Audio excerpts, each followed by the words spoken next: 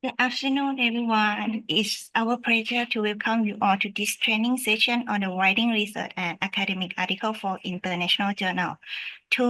This activity aims to enhance the knowledge and skill in the writing research paper and academic article for international journal.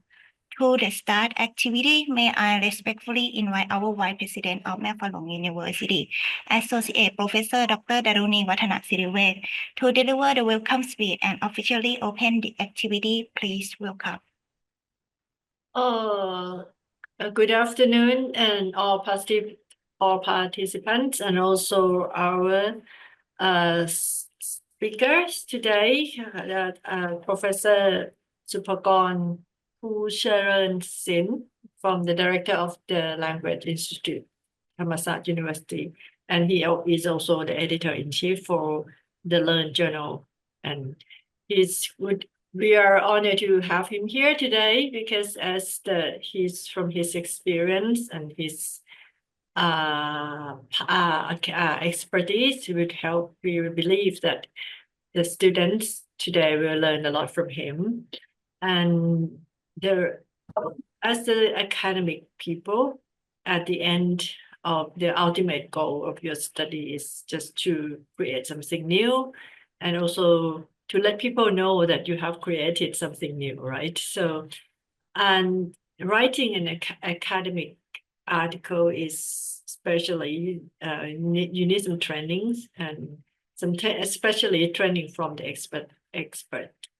So I believe that the training today will give you some ideas how to start writing the academic article and how it would progress, and how to monitor yourself. How progress it is, and also you may also learn some ideas how to evaluate your own writing. For the new starter, and then as a beginner, you might find it at the beginning, you might find it very difficult to start, and from the expert, he'll give you some ideas where to start to, I believe so. And thank you again, Professor Supakorn, for you being with us here today. And I hope all of you will learn a lot from him. And I hope you all will have, at the end, we'll be able to produce good articles from your research work. And thank you very much. Thank you, Kap. So shall we start? Right. So good afternoon, everyone. Right. So first of all, I have to thank Phoocharoensil University for inviting me to give a talk to you guys today. Right. So as we know, right, it's very important to write research articles and academic articles, right? No matter who you are, right? Especially, I think today most of you are graduate students. So here, for many universities, including Phoocharoensil University, it's very important and necessary to have your research results published in a journal, right? And especially international journal, right? To conform to the requirements of the university, right? And, many universities in Thailand, as well as some in Indonesia, Hong Kong, China, right? They require graduate students to publish some parts of their PhD dissertation or MA thesis in, a good refereed journal, so that, they could be allowed for their graduation would be approved, right? Okay. I have browsed through all the participants, and I have seen some of my students, right, who are also from some other universities, right? So welcome all of you today. And okay, I'm going to share the screen. Okay. So you can see the screen, right? Nakap. Okay. Right. So here, the topic that I'm gonna walk you through is writing research articles and academic articles for publication in international journals, right? But actually, I'm going to place some more emphasis on writing research articles because, we graduate students have to disseminate your research findings in some good journals, right? That's why, all of you are going to do research, or maybe you are in the process of doing your own research for your graduate studies, right? So that's why, now you have or you are going to have some research results from your studies. And then we are going to talk about how we can share your knowledge to the public, right? In a very acceptable way. Okay, so I am editor-in-chief of Learn Journal. Learn Journal stands for Language Education and Acquisition Research Network, right? So we publish articles on language teaching and learning, applied linguistics, and anything related to English language learning, right? And we are indexed in SCOPUS, core Taiwan. Okay,ครับ. So I'm from Thammasat University Language Institute, right? We are known as LEAD2,นะครับ. This is the outline of my talk. We are going to talk about why we have to publish our articles, and then we are going to distinguish between national and international journals because many people still don't have a clear idea of the differences between these two kinds of journals. So today I'm going to make it clear.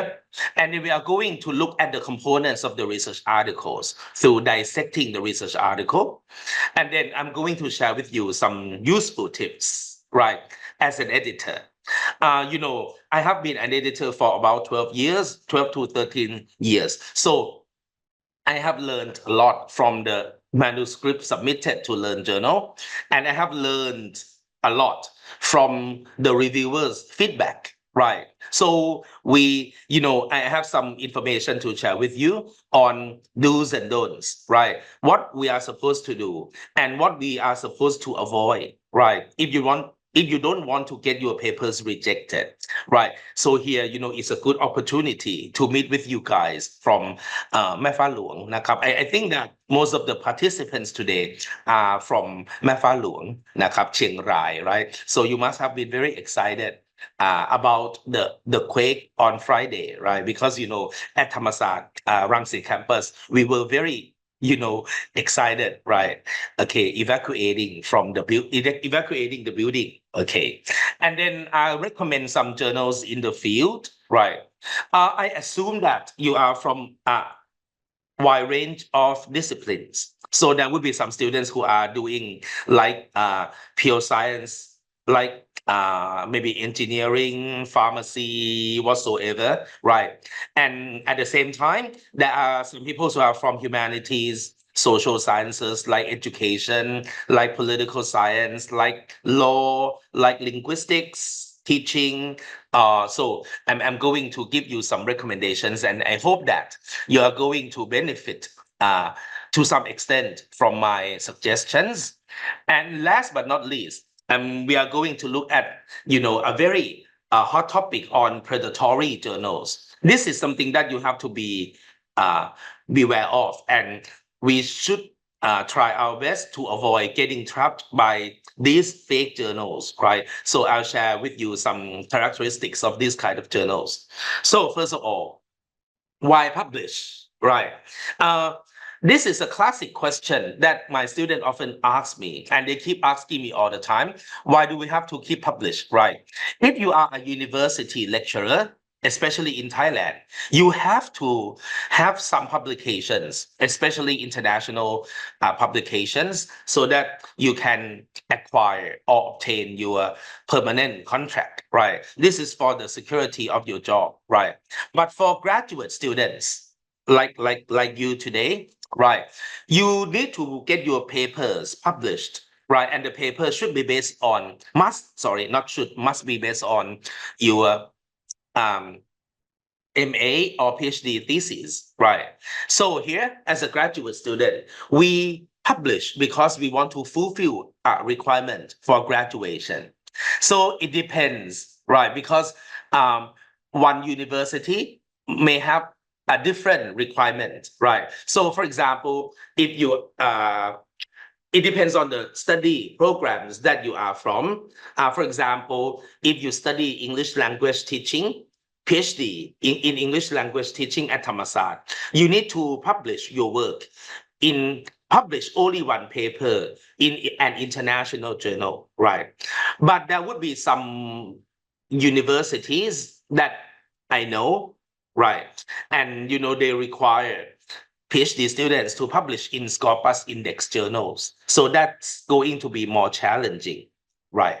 Okay. And to the best of my knowledge, there are some universities in Thailand and in Asia that require students to publish at least 2 papers based on their PhD dissertation. So that's quite difficult, right, and burdensome. So, but I think most of you today are graduate students, right? So it depends on the requirements of your study program, right? Okay, but if you are studying in Thailand, almost all the universities in Thailand would have requirements of at least one publication, but it's going to be different in the database that you must consider, right? Okay. If you are university lecturers, many people, according to ICLE 2014, many people publish because they are proud of having their own names found in papers that are, publicized or published internationally.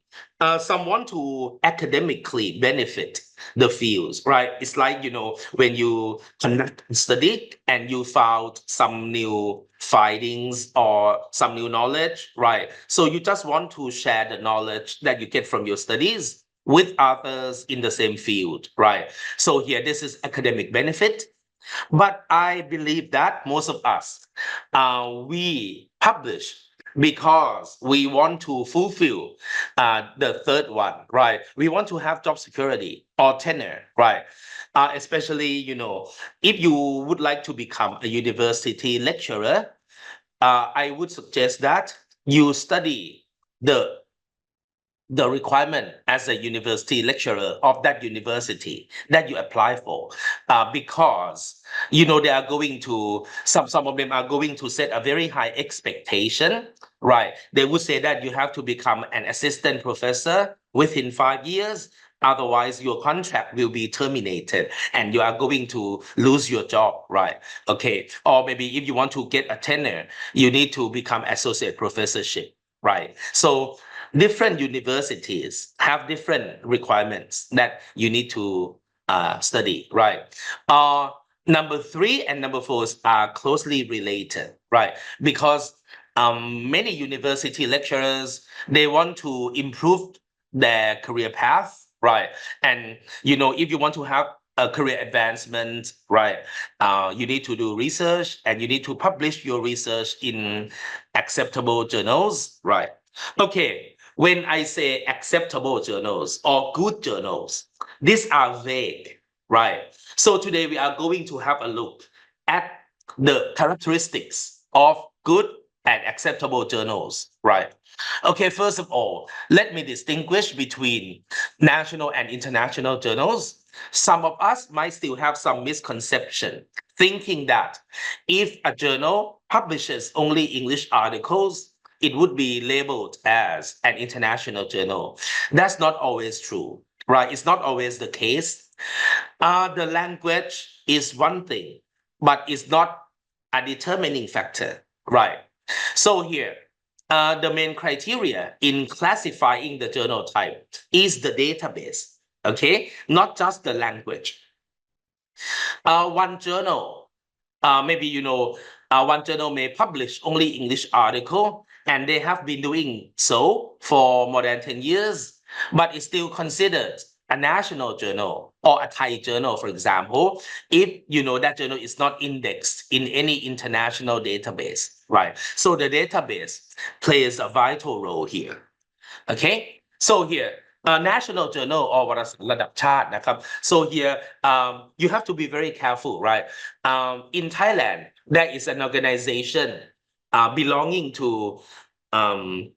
actually, located at King Mongkut University of Technology, Thonburi, or KMUTT. And this institute is known as TCI, or the Thai Journal Citation Index. TCI has been working very hard in classifying the journals published in Thailand, right, according to the quality, right? And they do evaluation every 5 years, right? And TCI categorizes journals published in Thailand into 3 tiers, with tier 1 being the best, followed by tier 2 and tier 3 journals, right? So the publications languages could be Thai, English, or whatever, right? But usually it's Thai.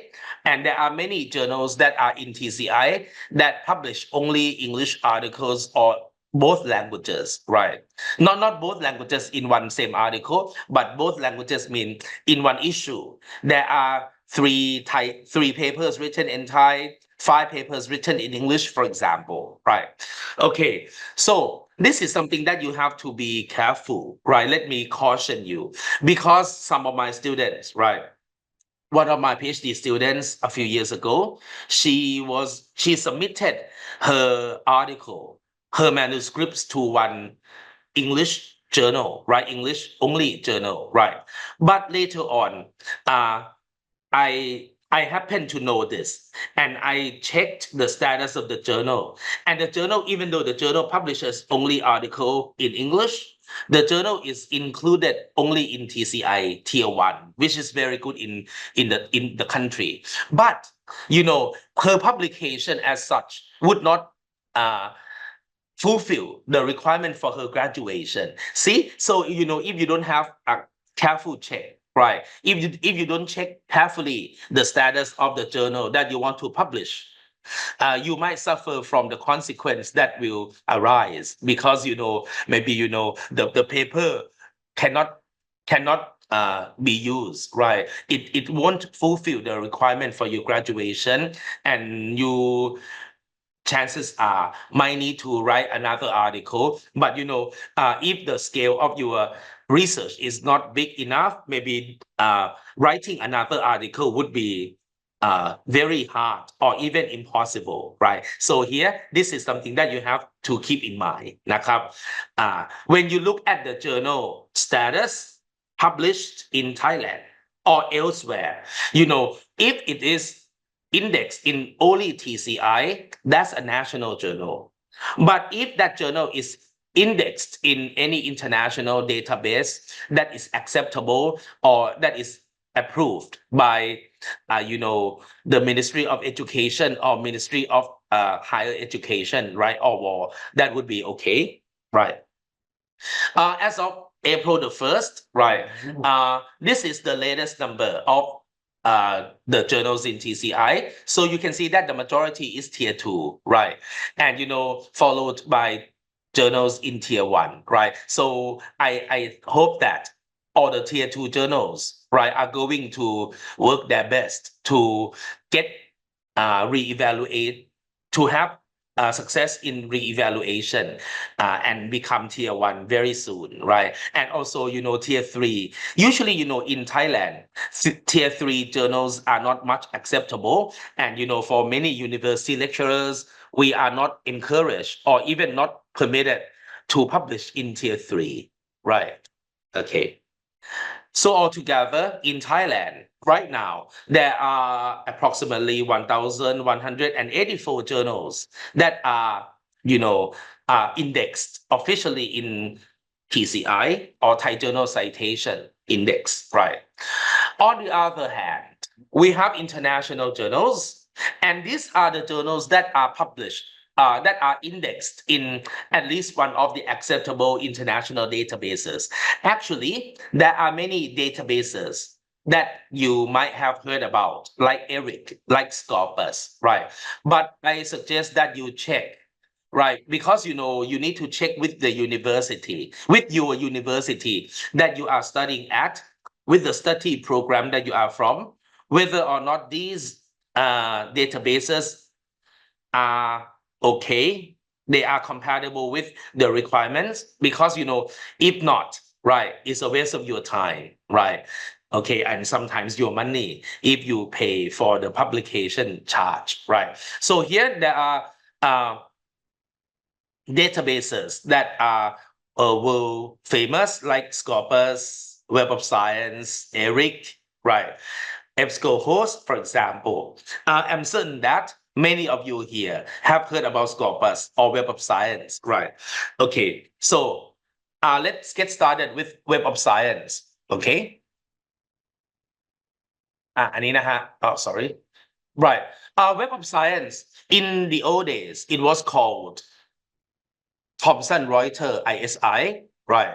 But because Thomson Reuters ISI, the acronym ISI has often been faked, or there are some scammers that try to make money, right, out of the ignorance of the researchers, right? Authors, I would say. That's why they changed the name to Web of Science, right? And in Web of Science, there are databases, right? I would like you to know these are the four main databases, right? With the first three, being the best, right? So here, as the name suggests, right, this is the most, I think, I mean, the first subdatabase or Science Citation Index Expanded or SCIE. They have the highest number of journals, right, around 9,400 something, followed by journals in social science or SSCI, 3,547. And, the lowest in frequency is Arts and Humanities Citation Index, right? Okay. Apart from these, there are some some sub databases or some indices, right, called book or proceedings, right? But they are not as commonly known as these four main databases, right? The last one is ESCI, right? Something that I like you to warn you of is for some countries, including Thailand, right? ESCI is not considered a main database of Web of Science, right? It's just, a database. It's an interim database. So it means that when a journal is submitted to Web of Science for consideration to be included in Web of Science, but if the journal's quality doesn't perfectly match the requirements of Web of Science, right? But that particular journal is not too bad, right? If it's not too bad, it's going to be put in this database, right? So for some people, right, the interpretation differs. For some scholars, they think that ESCI is one of the good databases in the Web of Science. But for some others, ESCI is not considered to be a main database, right? So it depends, right? You have to check, right, with your university's requirements before you make a decision to submit your papers to any journal, right? I have to admit that in humanities or in language studies or in linguistics or applied linguistics or language teaching, there are not many journals in Web of Science, right? Because Web of Science has very high standard, right? And most of the journals that are in Web of Science are usually old journal, well-established journals, the journals that are very well known in your field, right? Okay, let me talk about Scopus. Scopus was founded by Elsevier in 2004, right? So right now, 2025, Scopus is like 21 years old, right? So it's very new, right? It's a younger generation of database compared to Web of Science. But right now, Scopus includes more than 28,300 active journals. Active journals mean these are the journals that are still publishing. They are not outdated journals, right? They are still working and they are still considering and publishing manuscripts, right? Both Scopus and Web of Science are regarded as best known databases in the world, right? Because there are many university ranking organizations like QS World Ranking, right? I'm sure that you have heard about this, or Times Higher Education, for instance, right? They classify, they classify and they rank universities in the world according to the publications in these two databases. That's why these two databases are very important. And that's also why many universities, right, would like to encourage their staff to publish in journals index in Scopus or Web of Science, right? Okay. And I would like to talk about some uniqueness of Scopus. Scopus is it has a highly selective advisory board, right? And the advisory board has been working very hard, right? Each year, there would be around 3,500 journals submitted for consideration by Scopus, but only 360, now approximately 630 are accepted, and the rest are rejected. See, okay, and it has intense yearly evaluation procedures, right? Scopus re-evaluates the index journals. I mean, even though those journals are in Scopus, Scopus would come back and look at the quality assurance of each particular journal. This is to make sure that they are adhering to Scopus guidelines. So if there happens to be any journals that do not follow the guidelines of Scopus, or they are doing something unethical, or they don't observe the timeliness, right, that a good journal in Scopus should conform to, right, Scopus may pick these journals out of their database, right? This is called deselection. If a journal is deselected from Scopus, it means the journal is out, right? And it's no longer in Scopus. So I would like you to check, right? You can go to Scopus website and check from the title, or to make it easier, you can check from the journal ISSN, right? ISSN is like the number that adheres to each particular journal, right? And if you check and if you found that the journal is no longer in Scopus, right? You won't waste your time submitting your papers to those journals. And Scopus, they also have H-index. H-index is calculated based on the citations, right? It's linked to Scimago Journal Rank. This is the website that we can look at the quartile of Scopus. In Scopus, right, the journals in Scopus are classified into four groups, right? And each group is called quartile. So Q1 journals or journals in quartile 1 are considered the best, right? Because of the high rank in citations, followed by those in Q2, 3, and 4, respectively. They also calculate their citations, known as site score. So site score is the term coined by Scopus to refer to the calculated citations within 5 years, right? If you look at Web of Science, they also calculate citations, but they call it impact factor. Okay, so the real impact factor is calculated by Web of Science only, right? Now we are going to look at the different parts of research articles, right? What does a research article usually contain? It looks like, okay, now most of you are graduate students, right? So the main sections in research articles are similar to those in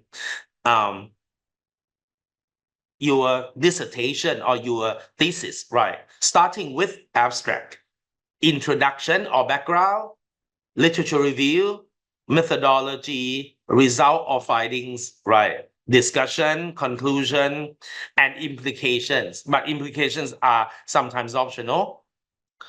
Okay. Abstract. Right, abstract. Before we move on, I would like to ask you, right? Okay, so that you could be more interactive. You can type your response in the chat box. What is the function of abstract? Why do we have to write abstract? Or as a student, we read abstract. Why do we have to read abstract first when you download a research paper? Any idea? Okay, good. There are some responses. Okay, to give an overview of the study. Very good, right? When you write an abstract, is an overview or summary of the whole study. Okay, some people say it's a shortcut and summary. Very good. Summarize the whole research. Very good, right? Okay, capture the whole picture to see whether we should continue reading or not. Yeah, okay, so all the answers are correct, right? So, we read the abstract. As a student, right? Once you see a paper, right?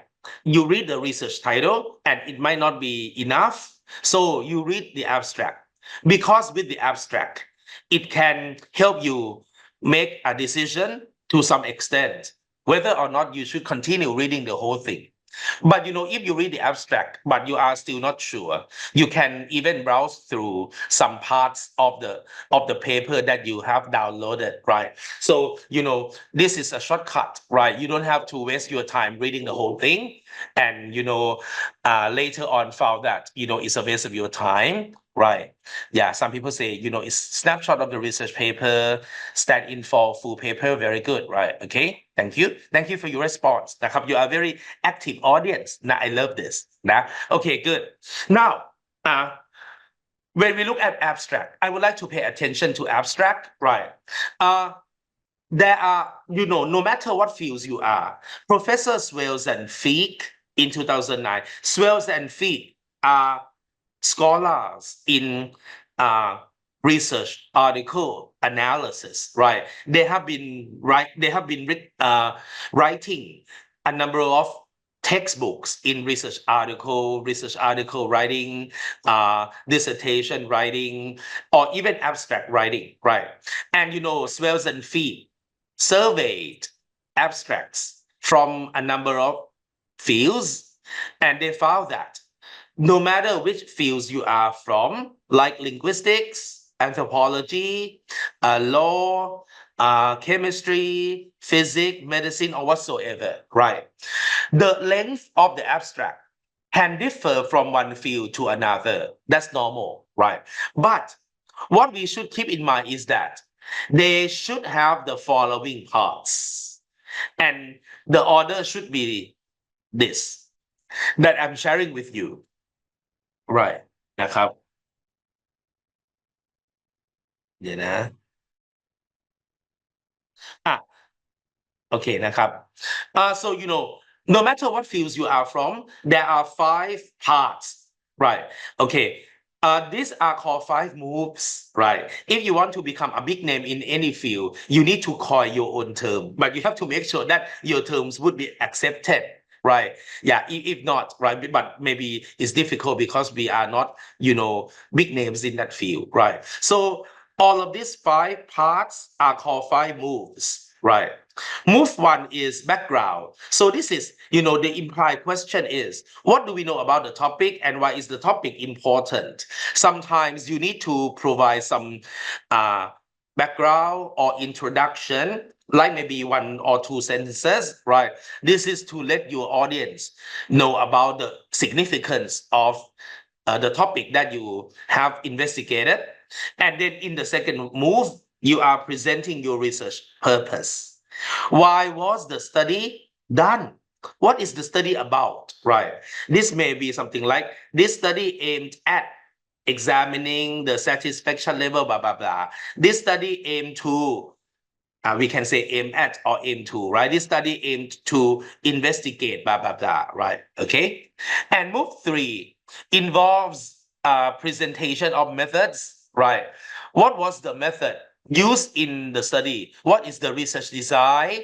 What were the materials used in collecting data? Right? How many? Right? Who were the participants of the study? So, what are the procedures? So all of this should be included, right? Briefly, should be mentioned briefly in your abstract, right?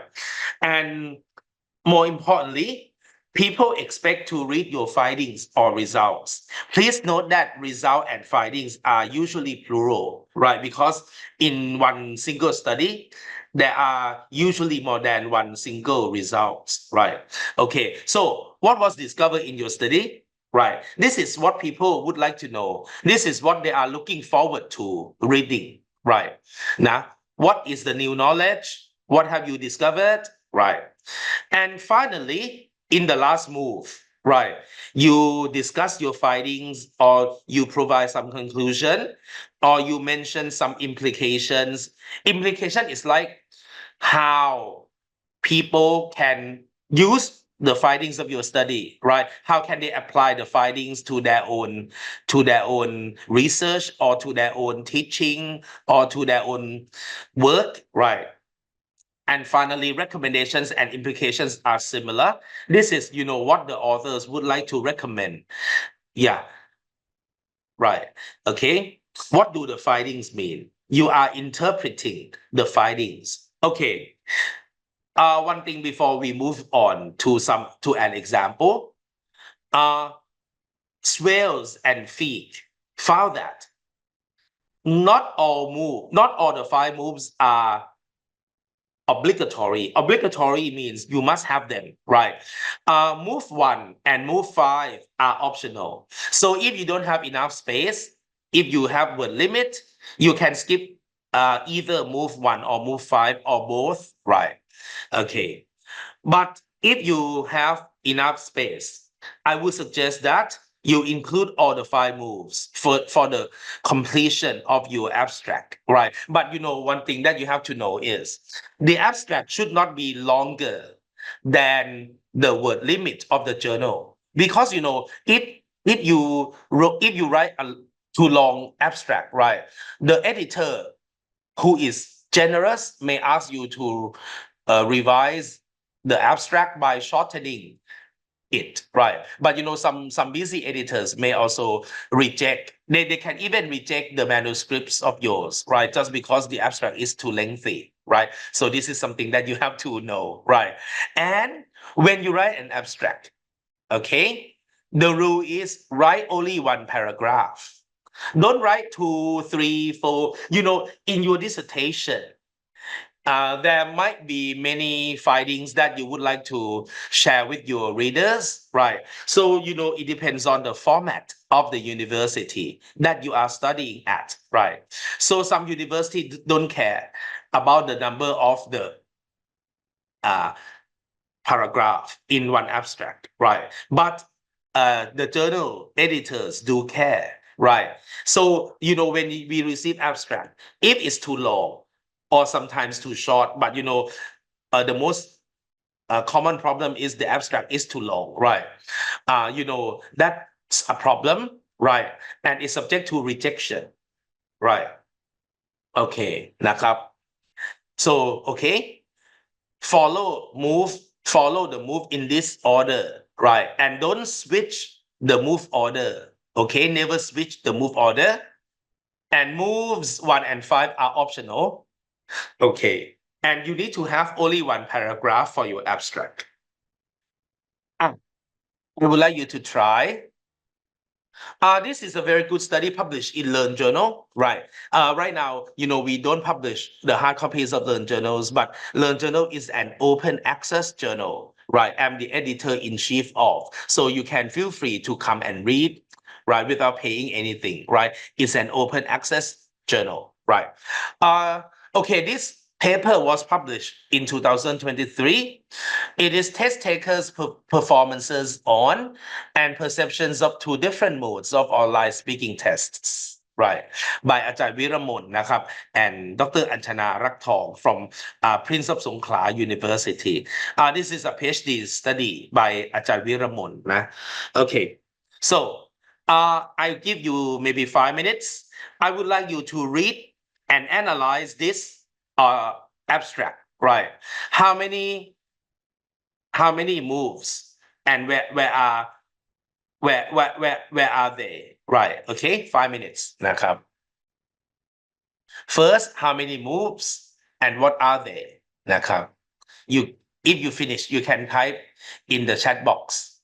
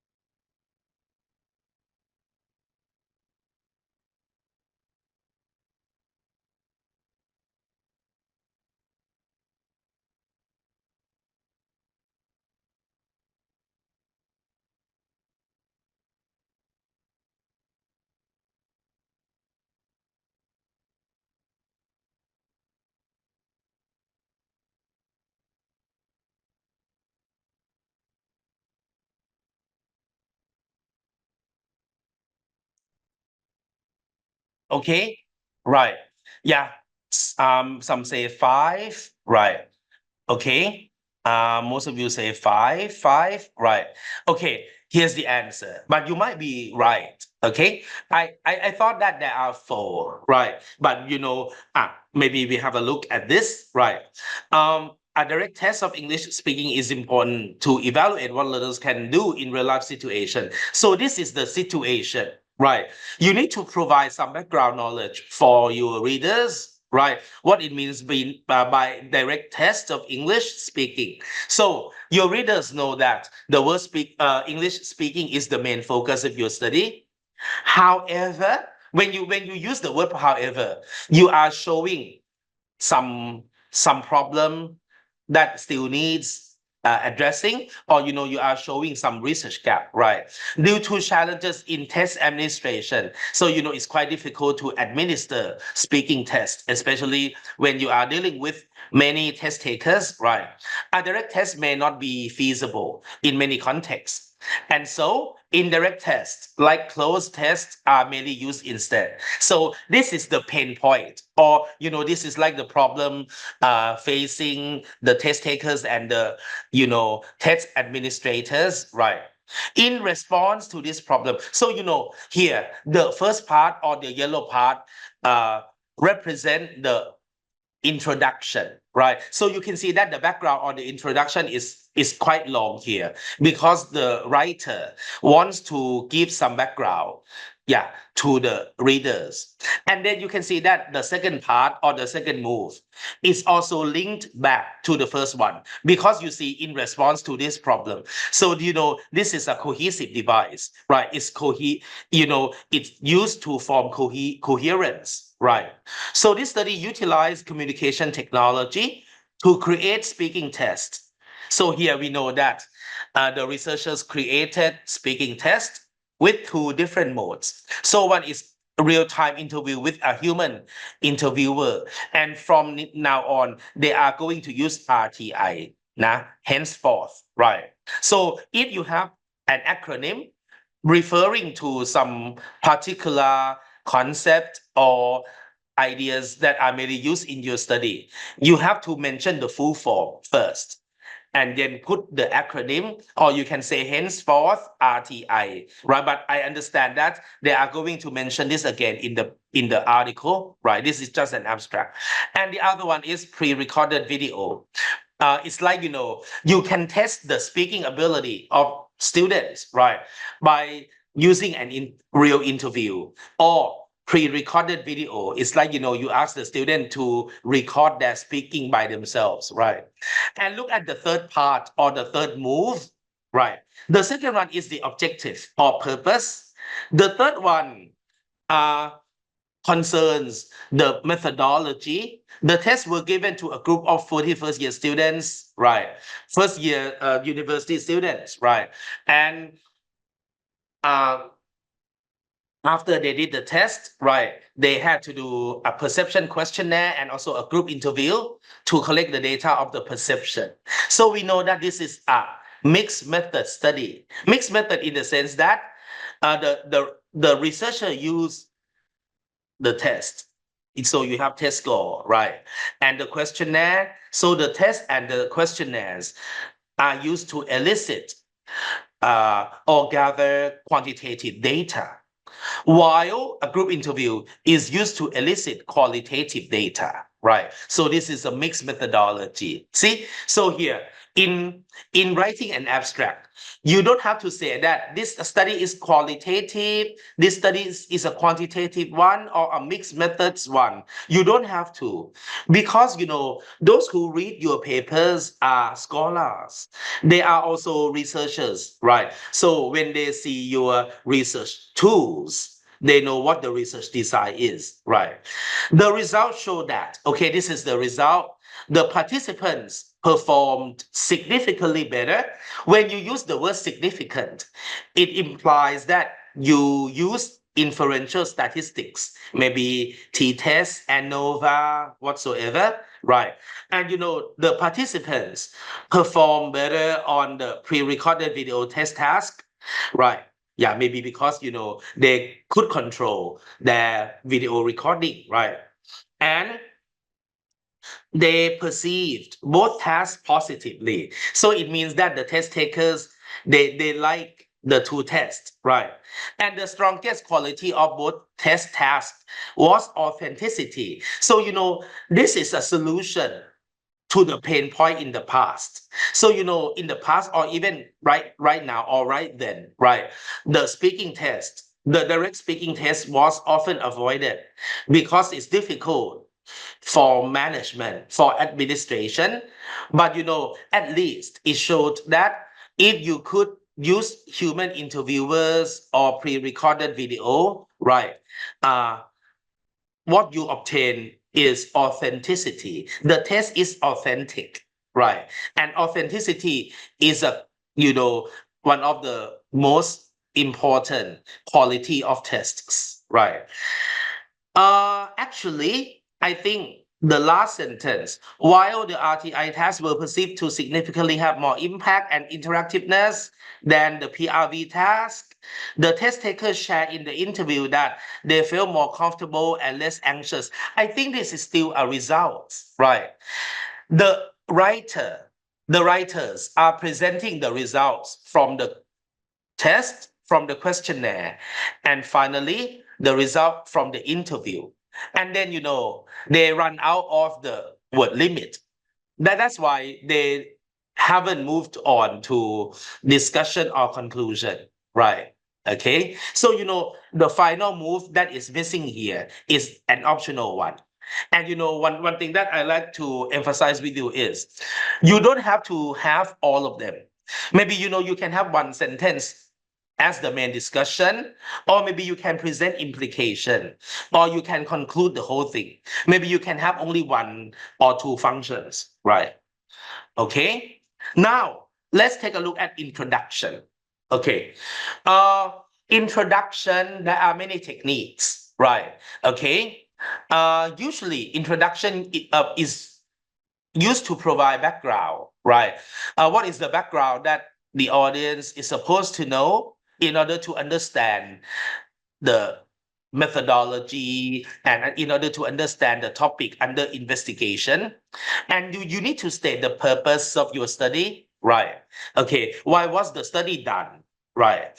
And most importantly, when you are making a claim, for example, if you are English language teachers and you have a claim that Thai students are very shy when speaking English, right? Especially when speak English with foreigners, right? So, you should not make a claim by referring to your own experience, right? Don't say that I have been teaching English for 12 years, 15 years. No, don't do that, right? The number of the years of experience is not much important. But because, we are nobody, right? We cannot, no one would trust your claim, and they do not value our claim. So it's a better idea to claim to cite some seminal or relevant work. The seminal works mean the classic work, the works that are cited again and again in that particular field, or some relevant works, right? Because this way your claim would be stronger, right? And it would be more convincing, it would be more reliable. My tip is that when you write an introduction, don't write it first. You write literature review, and then you write methodology, you present your result, you present your discussion, and write conclusion. And then you come back to write introduction. Because introduction is like a preview. I talk to many prolific writers, I mean researchers, and some of them, and actually most of them say that they write introduction last. They save the best for last though. Actually, the introduction should be written as the final part because it's a preview of your own paper. Even if you wrote introduction first, and then you move on to the other parts, after writing, you would come back and revise introduction anyway, believe me. Because introduction is like you are projecting, you are showing what is going to be presented in the subsequent sections, right? So here, you write the rest of the paper, and then you come back. Now you know what you have written. You know what you have written for your methodology. What are the results that you share with your audience? What are the main results that you are highlighting? Right. So here, you are supposed to write introduction last. Right. Okay. Now, but it depends on your own technique. Some people say, right. Okay, some. I have got a question. What is the limited number of words for abstract? It depends, right? It depends on the journal. Different journals have different. They have set different word limits, right? And if your abstract exceeds the word number of that journal, you might not continue, right? This is from my experience, right? I should not cite my experience, right? But I like to share with you. Long time ago, I wrote one paper and I submitted it online. Most of the journals are now, they are using online submission system. And when I click submit, right, I failed, right? I wasn't able to do so. Why? Because when I clicked submit, right, they say the abstract is too long and it exceeds the word limit. And only 5 words there were like 5 extra words, but the computer doesn't allow us to move on. Right. So here, this is something that you have to be aware of. Right. And then literature review. Okay. When you write literature, don't write it too long. Okay. Most of you here are graduate students, right? And especially if you are PhD students, literature review, maybe I'm sure that you have reviewed a lot, right? Because some of you enjoy doing literature review, you enjoy adding some new citations, this, that, right? And then it's quite hard for you to condense everything, especially if you are new researchers or you are new authors, right? You don't have enough experience, right? So many graduate students, they would take everything from their dissertation. First of all, you cannot take everything. You cannot copy from your dissertation. You need to rewrite. You need to paraphrase. I know that you have practiced summarizing and paraphrasing skills, right? I'm sure that the university, are supposed to give you some workshops, right? So one classic problems happening to graduate student is that they take everything. They take all the sections from their dissertation, despite the fact that they are not supposed to be doing so. For example, think about this. If you are doing a PhD study, right, and it has a very it has a big scope, right? Big scale. It's a big scale study. It's a large scale study. So there are many factors that you looked at when you did your PhD research project, right? But in this paper, you are highlighting or focusing only some research question. Let's say, if there are 3 or 4 research questions in your study, you might choose some research questions and related findings to present in one paper and keep the rest for another paper. So you should do this, right? Many PhD students do so, right? If they are ambitious and if they are hardworking enough, they are going to write 2 papers or even sometimes 3 papers, right? Based on one PhD study, right? Okay, but you have to make sure that the findings are not going to be overlooked, right? Okay, otherwise, there would be a problem, right, later. So here, you don't review everything, but review only related theories or concepts that you focus on in this particular paper, and then you discuss your previous research leading up to your own study, right? And I would suggest that you discuss your research. Not your research, right? But present or review the research studies up to the present time. For example, this is 2025. If possible, please review up to 2025. Some of you might ask me, อาจารย์ครับ some of you are PhD students, right? And you wrote literature review for your proposal defense 2 years ago, or even 3 years ago, or even longer than that. And after you collected data, you analyze data, and you write your dissertation, right? These people often keep inquiring me whether how should they deal with such a problem? Because their literature would be old, right? Yeah. What a way to solve the problem is add more review of related studies, right? You can add any studies, right, that were done or have been published in the last 5 years, right? So when you write your paper, only the findings must be consistent with the findings in your PhD project or MA study project, right? But the literature review can be added at all times, right? Until you are satisfied, right? Maybe, you get your findings and, when you review more, right? Sometimes you can get some more perspective or you can find some better ways to look at and interpret your findings in a proper way, right? And at the end of the literature review, I would suggest that you state the research gap. The research gap is any research aspect that makes your study important. This is the gap that allows for the possibility of your study. Why was your study conducted? because you want to find some new answer.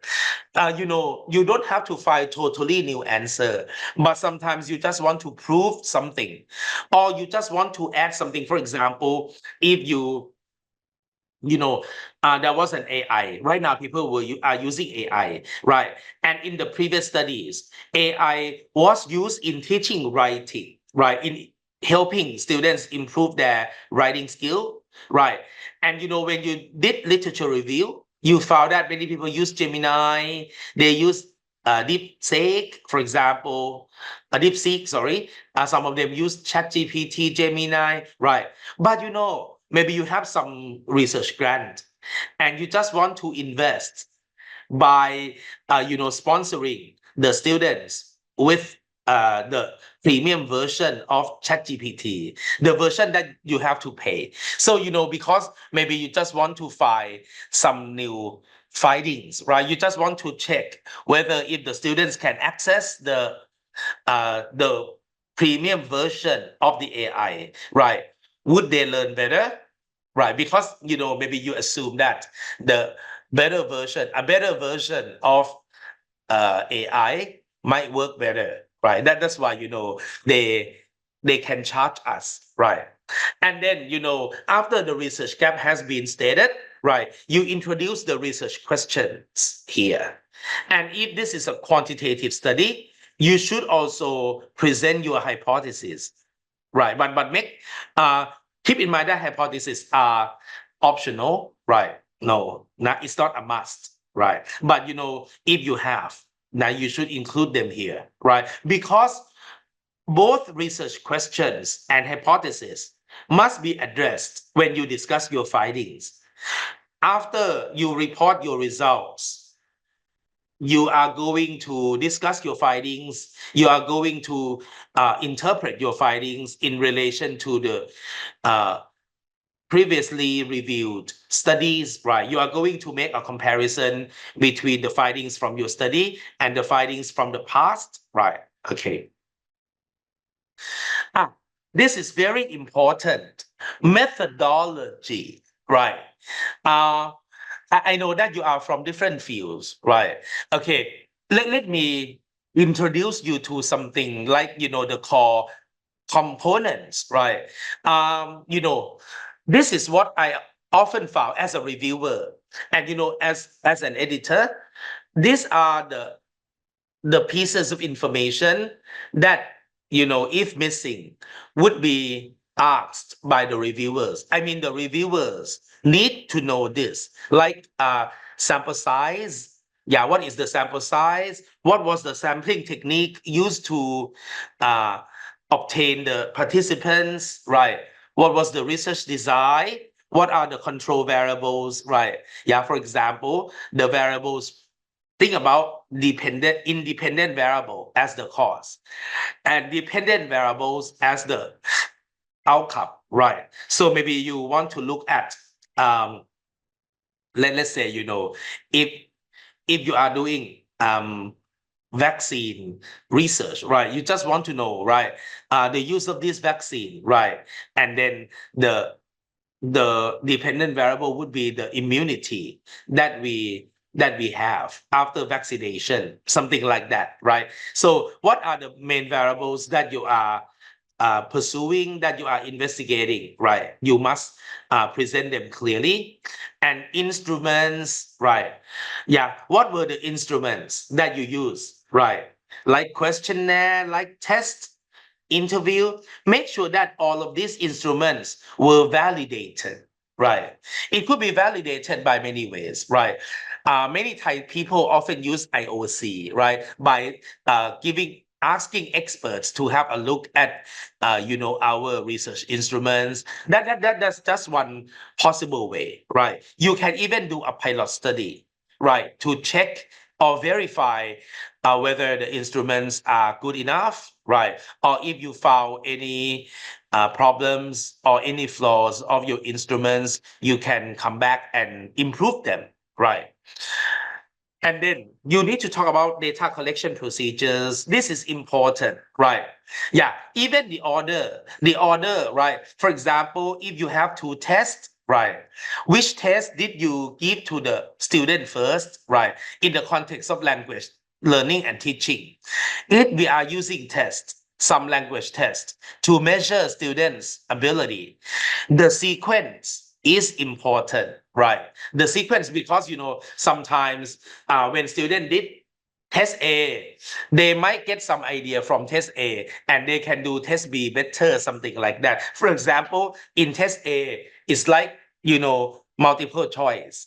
And the student, when they read the choice, the other choices, they get some idea.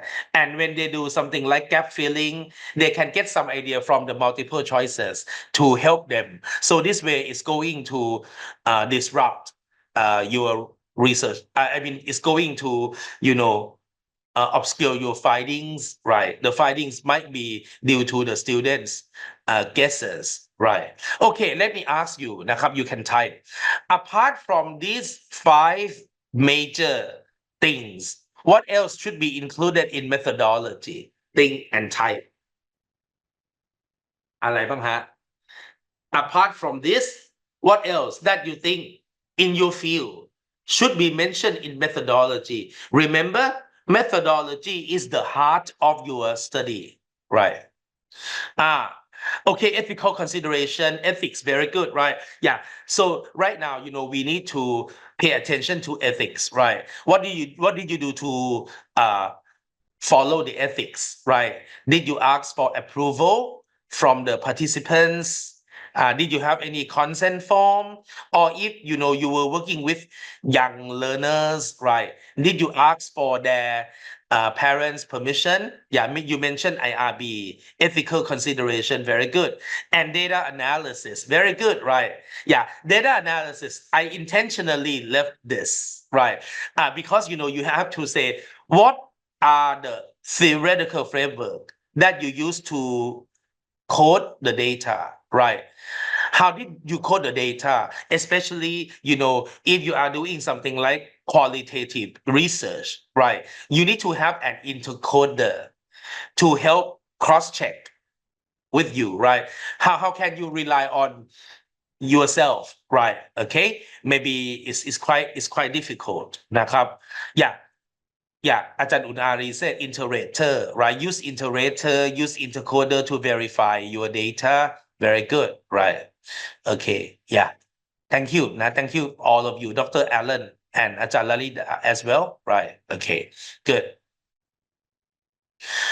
Result and findings. Okay. When you report your results, right, make sure that you report your results systematically and consistently. Systematically is like, most of us, we use table. So there are many ways, right? Many formats.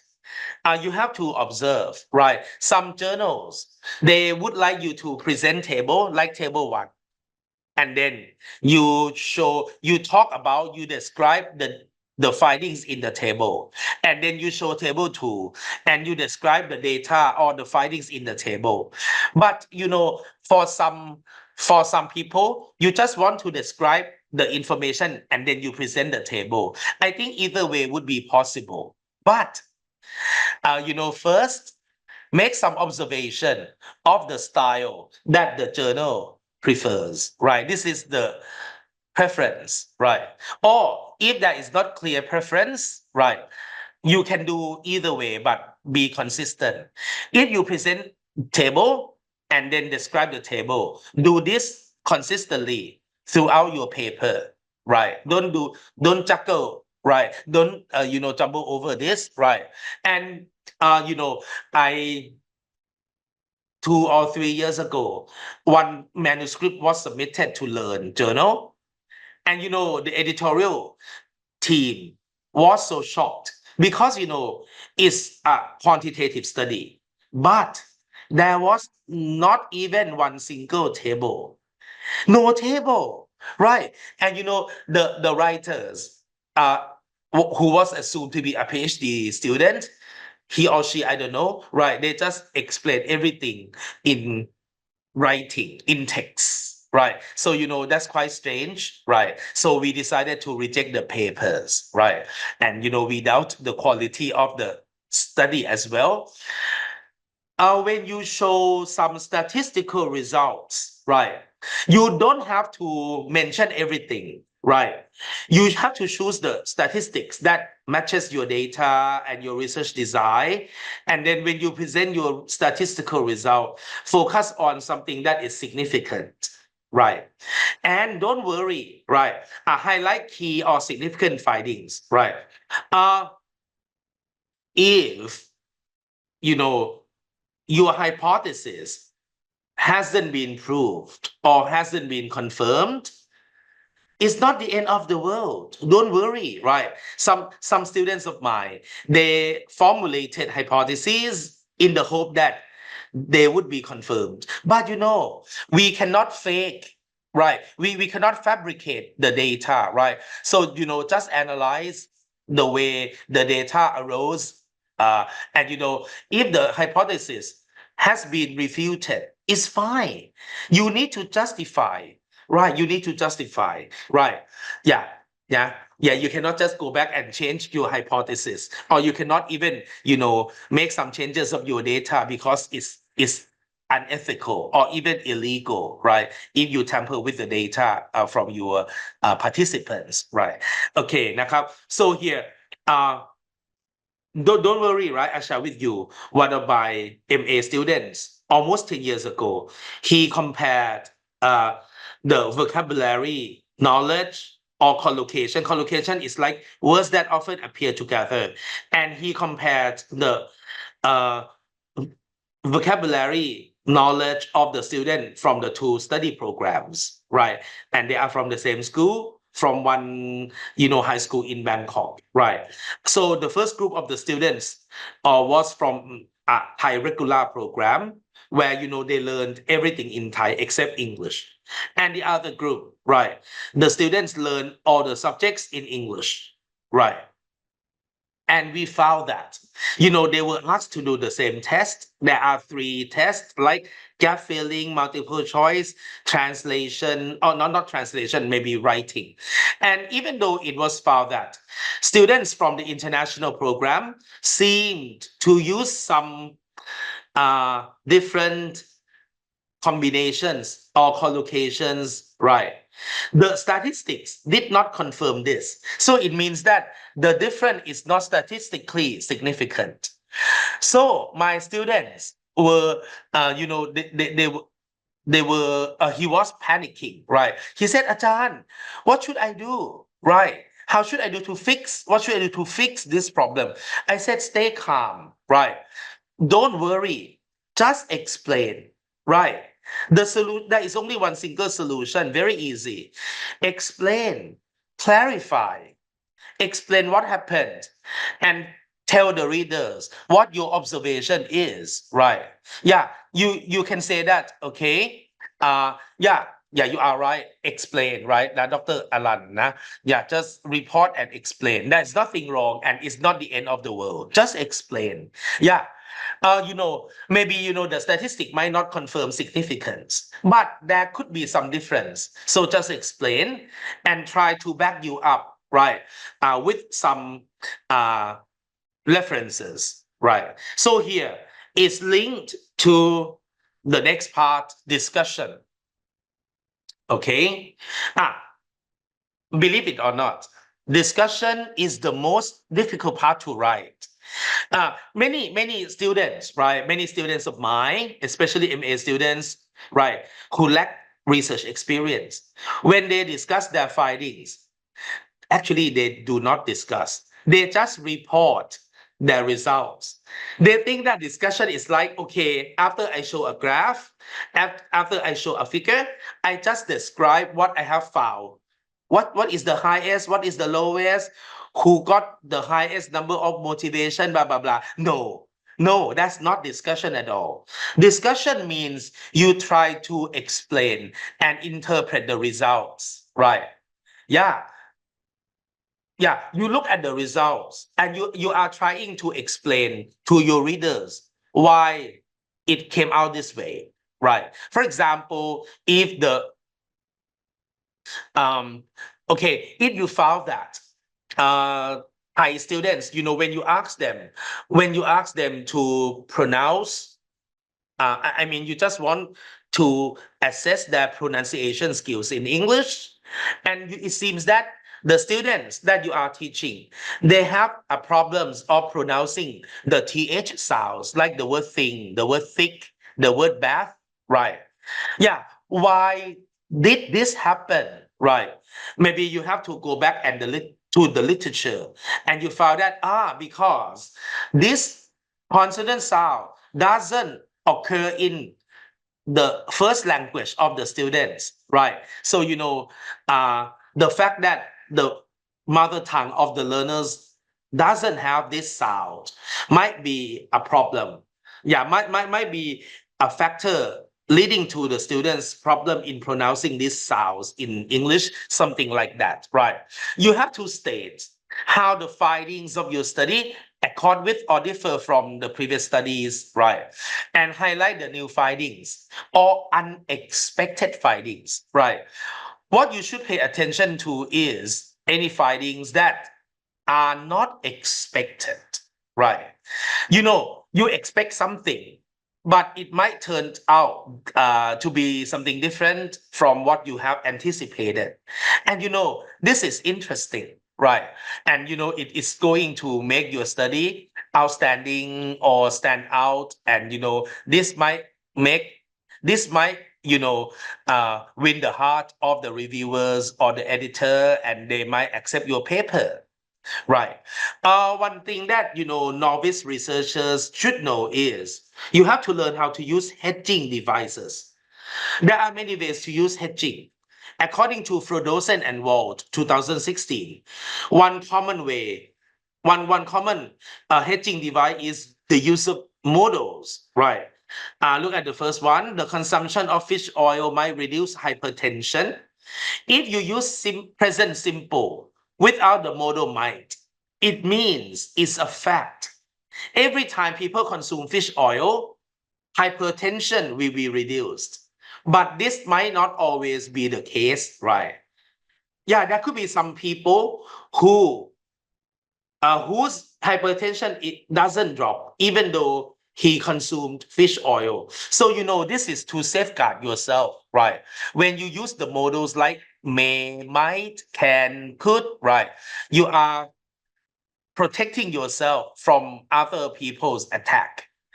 Or number three, the high incidence of violence can be attributed to poverty levels. Attribute, when you do research, right, this word is common, can be claimed to be caused by,นะครับนะ can be claimed to be caused by poverty levels. So it means that when people are poor, or the poorer they are, the more violent they will become. But can mean usual possibility, right? Or interest rate could remain stable throughout the year. This is just your forecast. This is your prediction, right? As an economist, you predict that interest rate will probably remain stable. But who knows, right? If there was a war, right, the interest rate may drop, right, or whatever, right? That's why using models will help make your discussion more convincing and less risky. You can use adjectives of probability, like it is likely that, right? Maybe this is learned in some courses like academic writing. We learn this as a phrase. It is likely that, blah, blah, blah. It is probable that, it is possible that, it is unlikely that, it's doubtful that, right? So here, when you use words like likely, probable, possible, unlikely, doubtful, you are saving yourself. Nah, you are not committing yourself, right? Likely mean it should happen, but there is also some, slim chance of this not happening, right? Or you can use adverbs of probability,นะครับ, like the first one. We recommend investing in sturdy garbage bins. Think about, when you live in a village and there are garbage bins, right? But the lids are not strong, right? And there are some stray cats or neighborhood cats that come and cats, they when they are hungry, they are going to kuy khaya, right? They are going to look for the food in the garbage bins, right? And this could be a reason for their sickness, right? They might get sick if they eat something bad, right? Something that is corrupted, right? The cats from eating potentially dangerous leftovers like chicken bones, spoiled meat, right? When the meat is spoiled, or when cats eat chicken bones, right? The chicken bones may hurt our cat, or the stray cats there, right? And if you are cat lovers, you should not allow this from happening, right? You should prevent this from happening, sorry, right? When you add potentially means, right, possibly, nakap. Or you can say several neighborhood cats have recently become ill. We think that these cats probably ate something dangerous in people's garbage, but this is just your own speculation. This was our own guess. Maybe the cats became ill, maybe because of some other uh, factors, right? But we just assume that because it ate something dangerous in the garbage, right? When you use potentially, probably, likely, you are toning down your claim, right? And people cannot criticize you. Okay. Uh, Conclusion, right? Conclusion. Um, when you write conclusion, right, your conclusion will include summary of the results, right? You are going to summarize the main points of your study. One tip to share with you is maybe you don't know, maybe your study is of a large scale and you are not so sure what findings should be summed up. So my tip is that go back to your research questions. What are the research questions that you have in your paper? Okay, if you have to, you try to, summarize the main points related to the research question here, right? Okay, because the research question are your guidelines, leading you to your method and your findings later. So let's repeat. You don't have to repeat the research question, but repeat the main or the major results from your findings based on the research question that you ask, right? And then state the significance of the study, right? You should state, actually, significance is often stated in introduction, okay? But I think it's a better idea if you put it here, right? And you can, okay, you should address limitations, right? All the studies have limitations. Okay, can you share with us what are some examples of limitations in a study? This can be based on your own research study or anything that you have read. Keep in mind that it should be based on your present study. This is not limitation of the previous study. This is not something like technical problem or because you don't have enough budget, no, right? Or when you collected data, you had a problem with your colleagues or with your husband or wife, those are not related to research, right? So some say population, okay, the scope. Actually, the scope and limitations are often mistaken. Scope means something that you just want to do, right? I mean, you have to set the scope at the beginning, right, before you get started, right? What will be included in your study and what won't be included. So that's the scope, right? For example, if you want to collect data from the student at your school, but at your school, let's say you want to collect the data from grade 7 students, but there are students from two different programs, Thai program and international programs, right? But you want to focus on students from the Thai program. So this is the scope, right? And it could be linked to limitations as well, right? The limitation is that you can say that the findings may not be extended to other populations. For example, at this school, the data were collected from only Thai students, right? So the findings might not be generalized to students from international program, right? Because they share different natures. Okay, yeah, thank you. Some say sample size. Yeah, very good.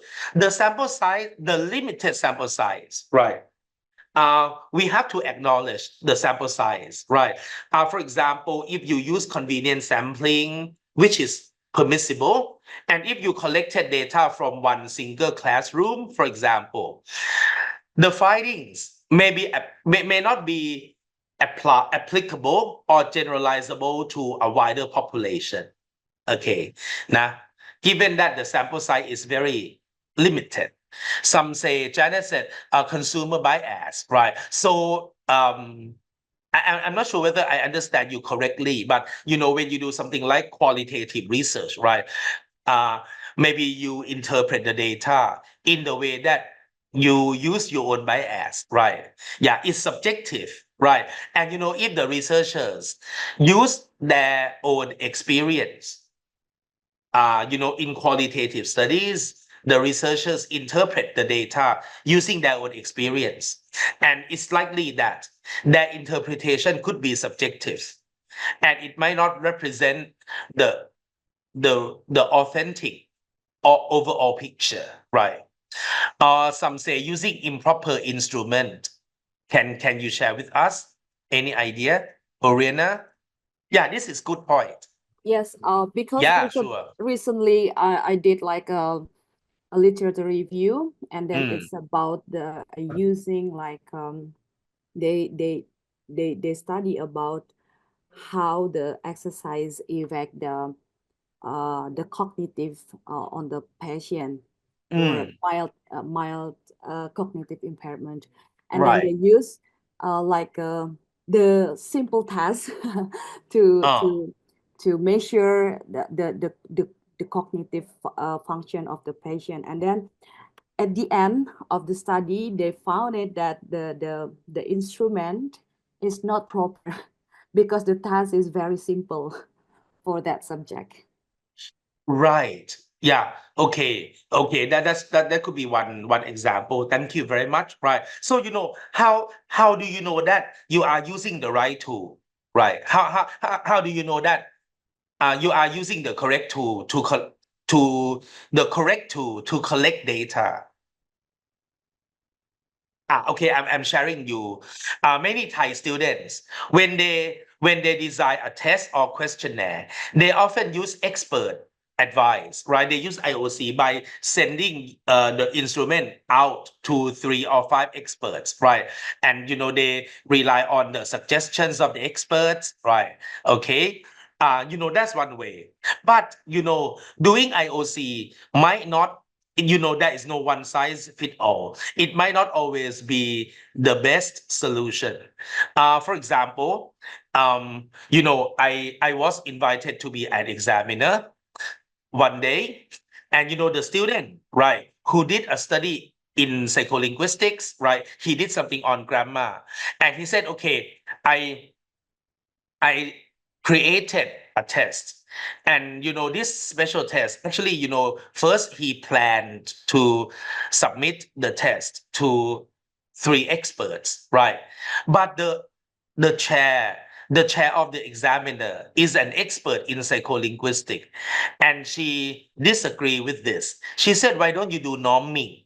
And it was the first time I heard this term. And she said, it's like, you have to do another kind of validation. It's called norming. You also need to use a native speaker of English to have some judgment, blah, blah, blah, right?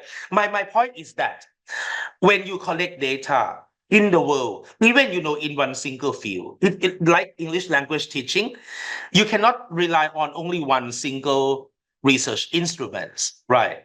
Yeah. For example, if you want to collect the data from the students writing, and you want to know how they use past tense correctly or not, what kind of essay are you going to use to elicit past tense use? There are different kinds of essays, right? I'm sure that you have learned you have some background knowledge of essay writing. What kind of essay that you think can make the student use past tense more and more? Any idea? You can try.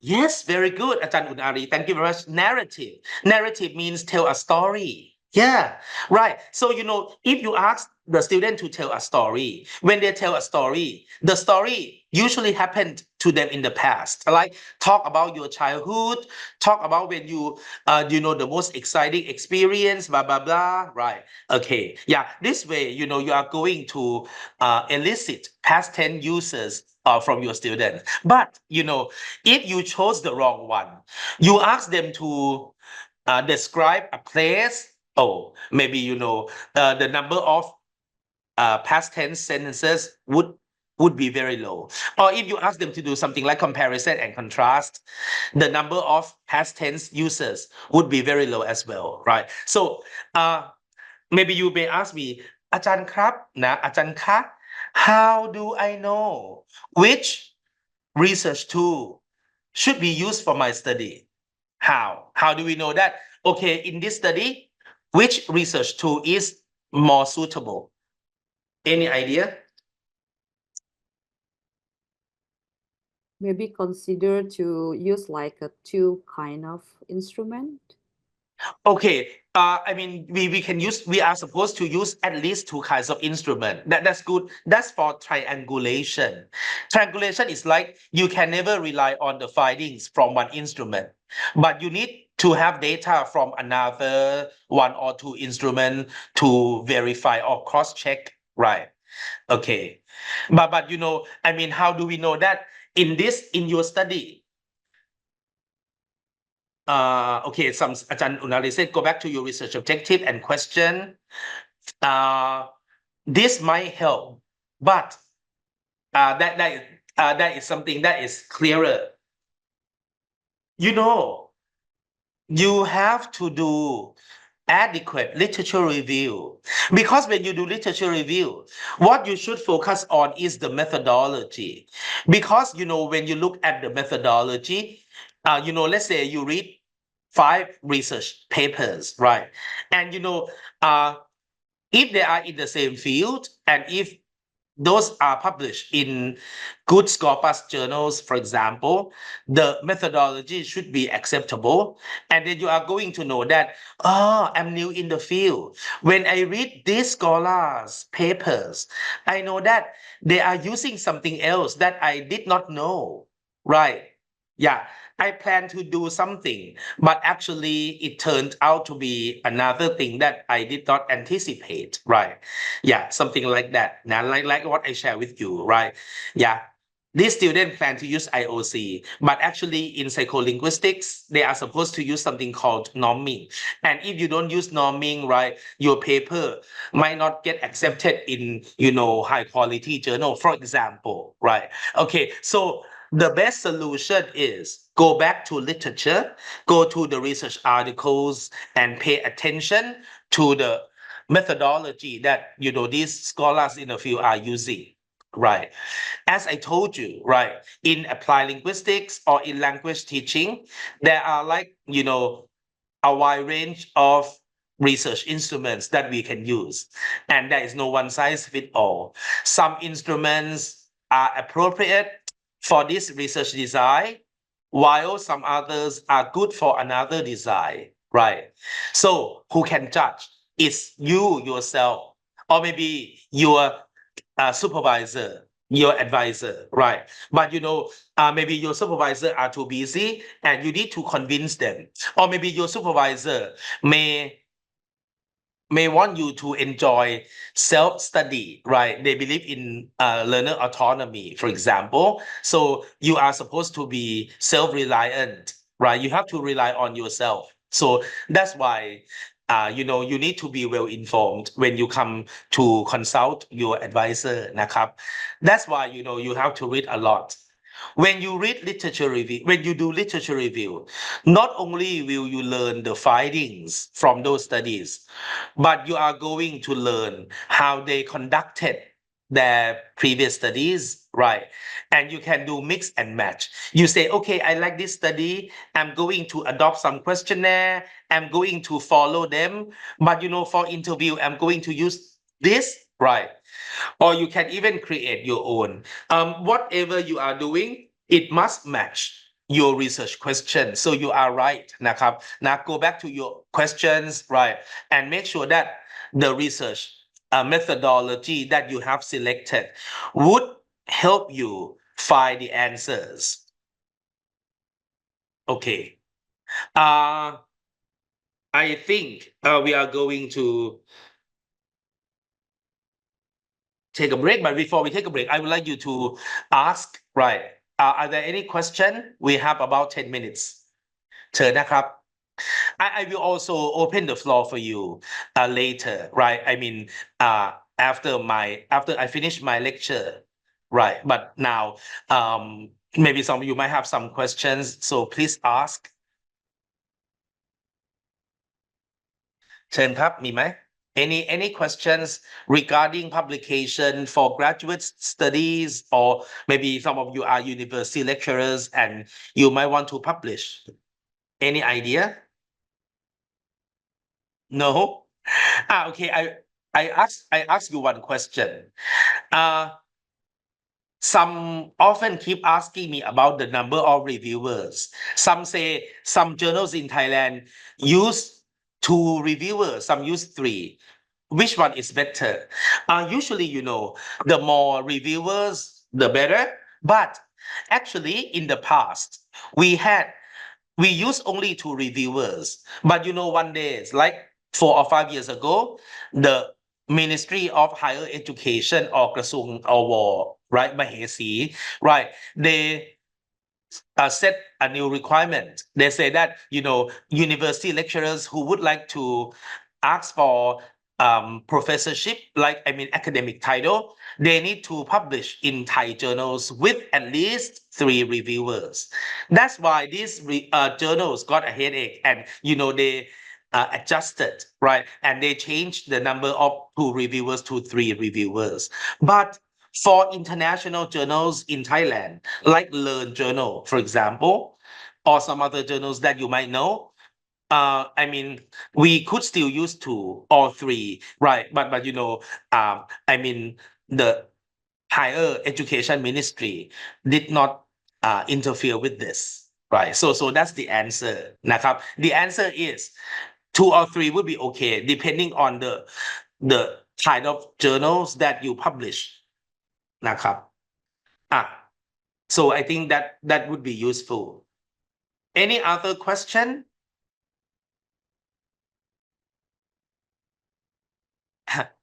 ไม่มีเหรอฮะ If not, I will ask you another question. Okay. Right. Okay, so Orena asks whether, any tips to write the discussion and result. So it depends on the nature. It depends on the nature of your work, right? In applied linguistics and language teaching, sometimes we present the result first. We describe the data in the figure, in the table, and then we have another different sections on discussion. But it's also preference, right? Because some writers, they prefer to report the result and then, discuss the results right away, right? So actually, it's like the style. It's like the style that different authors prefer, right? So it's like that it's not a clear-cut rule that, this is a rule of thumb that you have to conform to, right? But if you ask me to offer some tips, I think that, in order for us not to be lost in writing, right? I would like you to, I think you can report your results. That's easy, right? But when it comes to discussion, go back to your research question.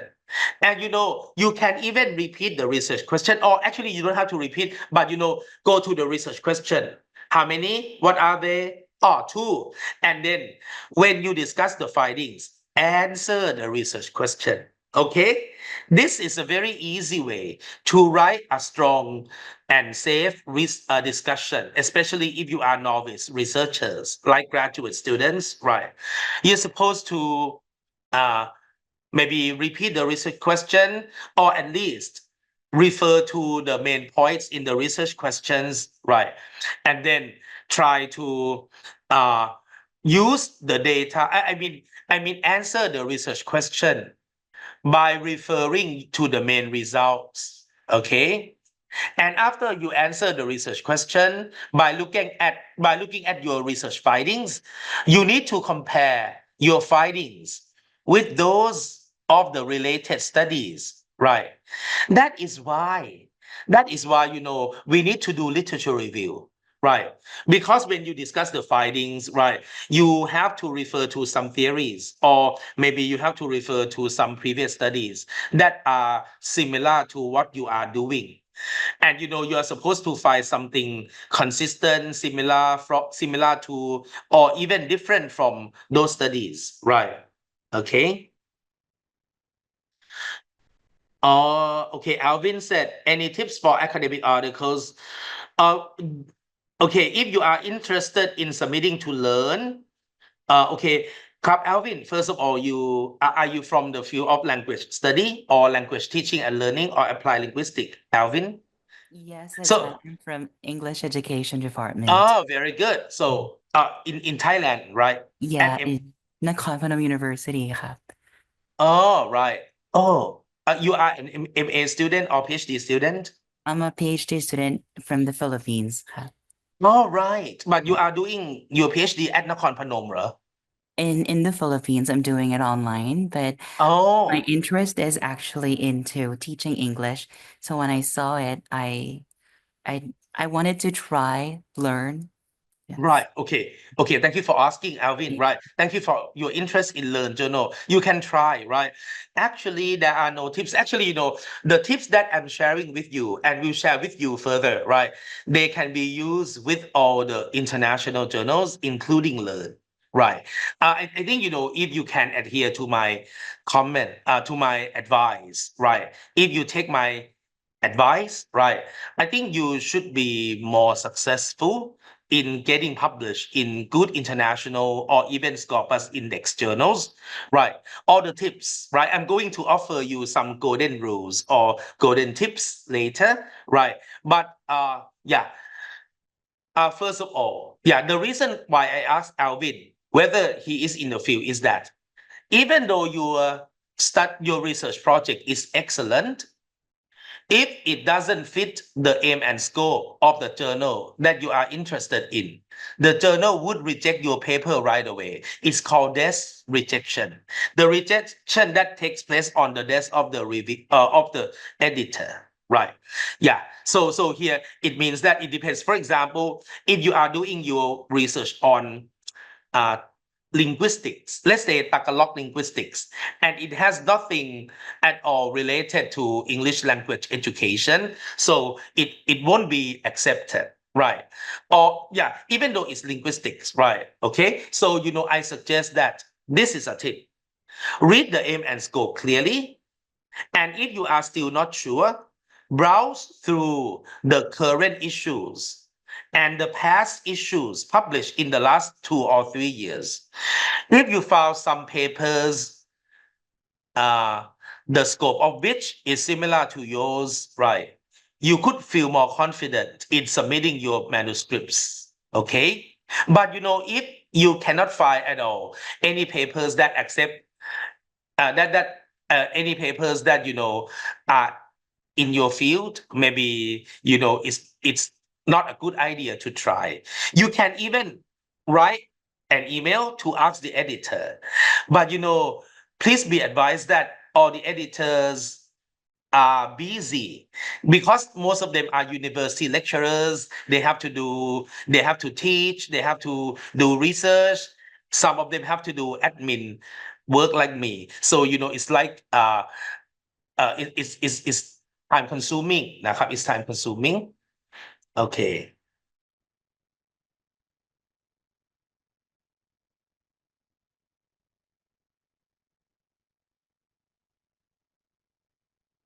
Okay, Ajahn Lalida, you send me a direct message to ask about the time. This journal is Learn or some other journals? Some other journals, Ajahn. Oh, right. So I think 10 months is long. It means uh After after revising, revision, right? yes, You revise already, right? You revise Yes. already and you submit the revision yes, to the journal system. So, and 10 months passed by, right? yes, I mean, 10 months after submitting the revised manuscript. yes, that's right. Okay, so I think you better write to the editor. There should be something wrong in the process. Because usually when a revised paper is submitted, it won't take long because the paper is in the galley, right? I mean it's in the process already, right? Yeah. So please go ask them. Okay. So We are I think- going. Yes, sorry. thank you very much. I sent Yes. them one email after Mm. after 5 months of Oh. submitting my revised version. Yes. And then since then I haven't get any Mm. things updated information. Right. Yeah. If I were you, I would ask again. Right. Okay. Yeah. So please do so. Especially, if this is a top tier journal, right? The editors would be busy, right? But you can ask them. Okay. We are going to take a break for about 15 ตอนนี้มัน2:55 นะครับนะ Okay, so let's meet again at 3:10 ได้ไหมนะ 3:10 นะครับ and I will I mean it won't take long to finish my talk today and then I open the floor for your questions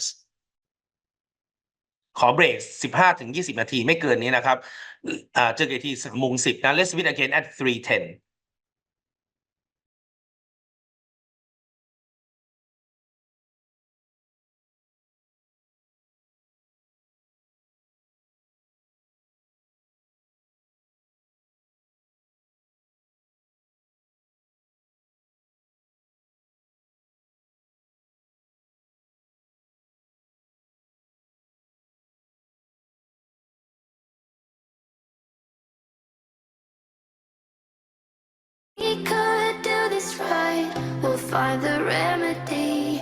Or would you stay with me now till the morning light? Before you turn away, I just want you to know that I didn't throw your stuff away. Before you make up your mind that I'm nowhere to find, I'm standing right here. I know that I told you we're over, I swear that I'm sober, just listen, I miss you.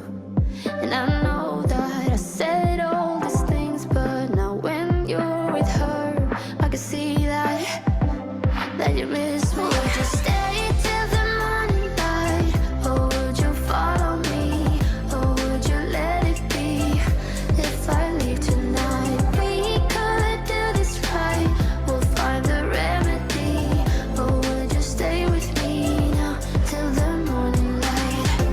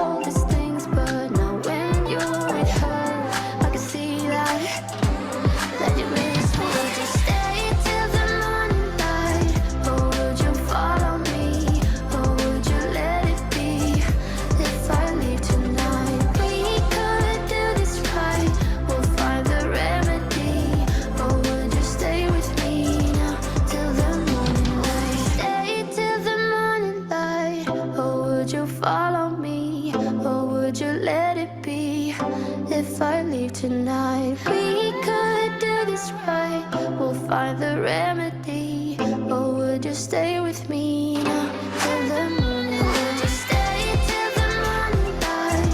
Or would you follow me? Or would you let it be if I leave tonight? We could do this right, we'll find the remedy. Or would you stay with me now till the morning light? Till the morning light, till the morning light, till the morning light, yeah. Till the morning light, till the morning light, till the morning light, yeah. I know that I told you we're over. I swear that I'm sober. Just listen, I miss you. And I know that I said all these things, but now when you're with her, I can see that you miss me. I wanted to escape for a while.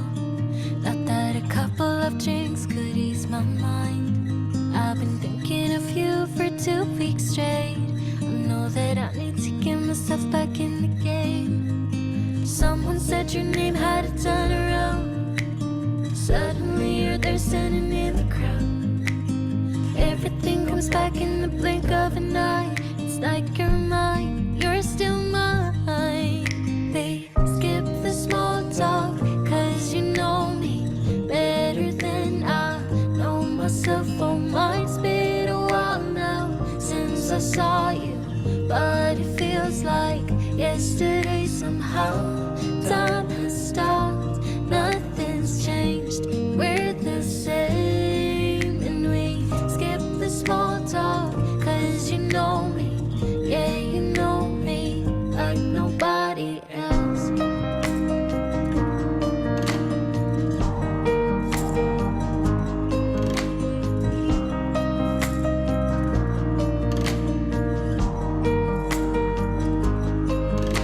I wanted to escape for a while. I called a couple of friends and we went out, but I never thought I'd see your face. I really wanted to escape, but it was just too late. Someone said your name had a turn around.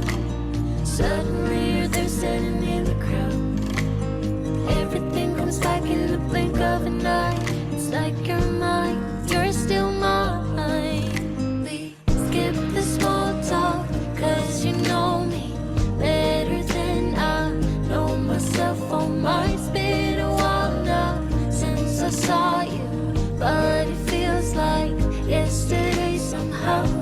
Time has stopped, nothing's changed, we're the same. And we skip the small talk, cause you know me, yeah, you know me like nobody else. Skip the small talk.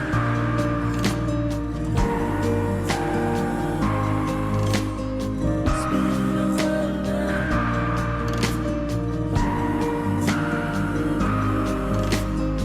Skip the small talk.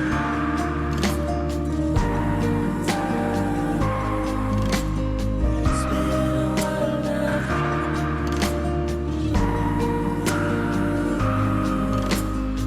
Skip the small talk, cause you know me better than I know myself. Oh, mine's been a while now since I saw you, but it feels like yesterday somehow.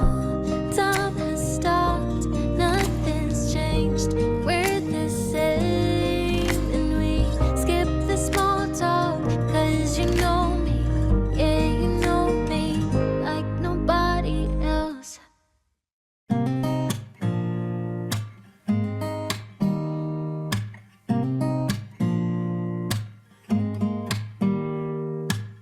Don't need someone to save me, no, and don't come running to blame me. From miles away I can tell that something's off. The way you look and how you pause when you talk, I think you said enough. You said your love for me something brand new. You said this is something you would never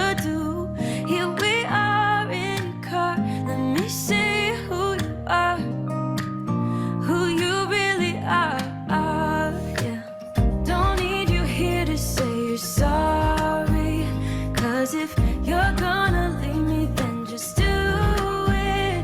Don't take it slow, don't be gentle. No, I just gotta know if you're gonna leave me, then just do it.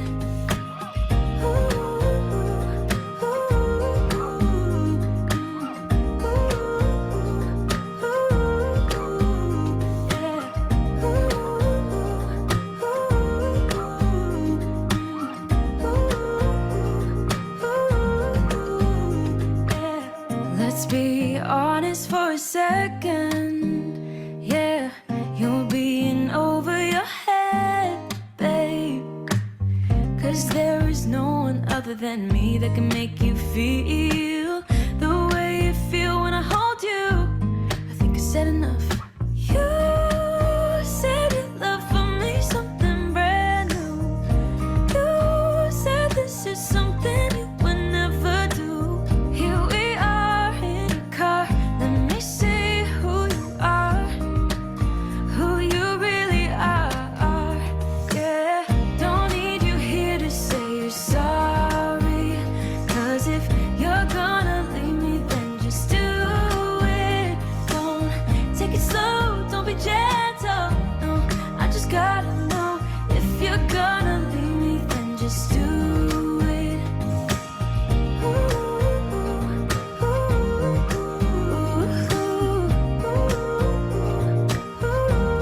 Just do it.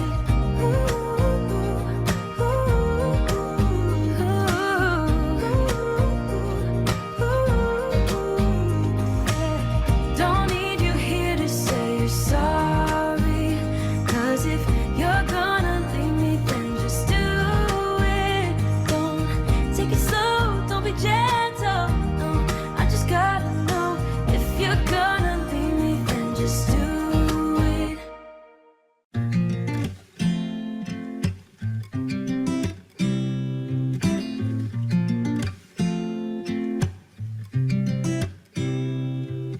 You said it was the last time, but you keep coming back to tell me sorry that you take back all the things you said just to hurt me. Our love just went cold, but I'm still burning. Our love just went cold. Why? I keep on making the same mistake. I always let you back in when I begin to get myself together again. You are back once more, like everything's the same. I tried to build my walls up, but you're taking them down. It's tearing me apart, I can't pretend. Now I have to get over you again. You said it was the last time, but you keep coming back to show me sorry you have changed now. But it's the same old story. Our love just went cold, but I'm still burning. Our love just went cold. Why? I keep on making the same mistake. I always let you back in when I begin to get myself together again. You are back once more, like everything's the same. I tried to build my walls up, but you're taking them down. It's tearing me apart, I can't pretend. Now I have to get over you again.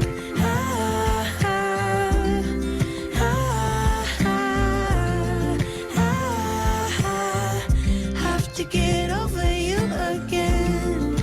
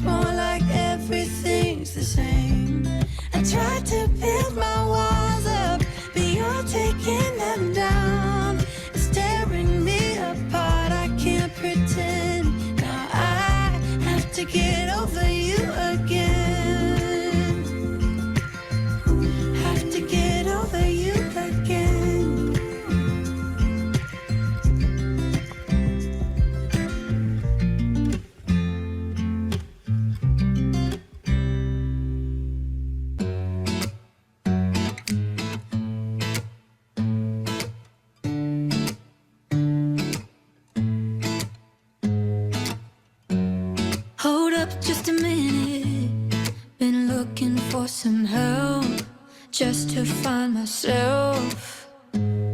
Yeah. Been losing my focus like 1,000 times before. Can't take this anymore.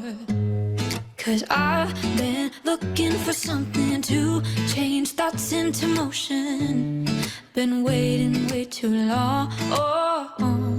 Yeah, waiting just for somebody to love and to surround me and to handle my emotions. I was out waiting for something, and if I close my eyes, it's all been a waste of time. I was out driving every mile, and now if I rewind, it's all been a waste of time.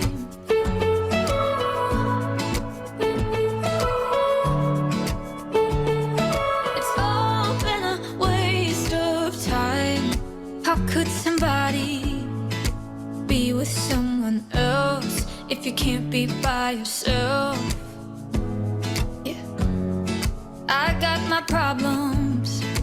Lately I've been fading out, holding out, waiting just for somebody to love and to surround me and to handle my emotion.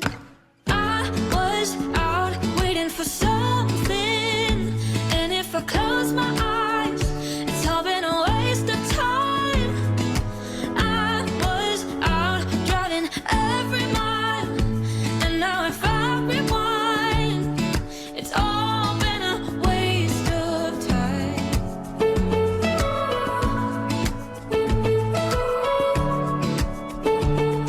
It's all been a waste of time. Waste of time. Waste of time. Waste of time. I was out waiting for something, and if I close my eyes, it's all been a waste of time. I was out waiting for something, and if I close my eyes, it's all been a waste of time. I was out driving every mile, and now if I rewind, it's all been a waste of time.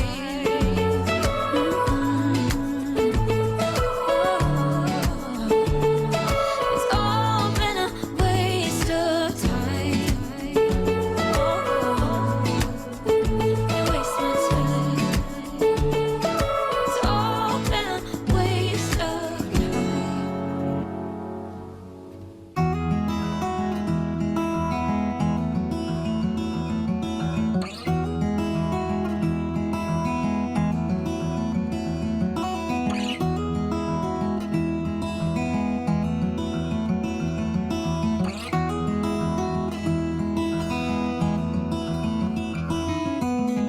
I know that you are having a hard time right now.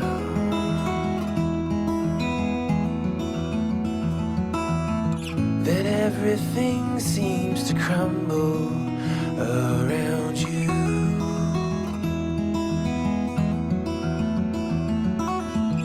I know that you feel all alone in this world, but you have to put your trust into us, and we will help you through. 'Cause we only want what's best for you.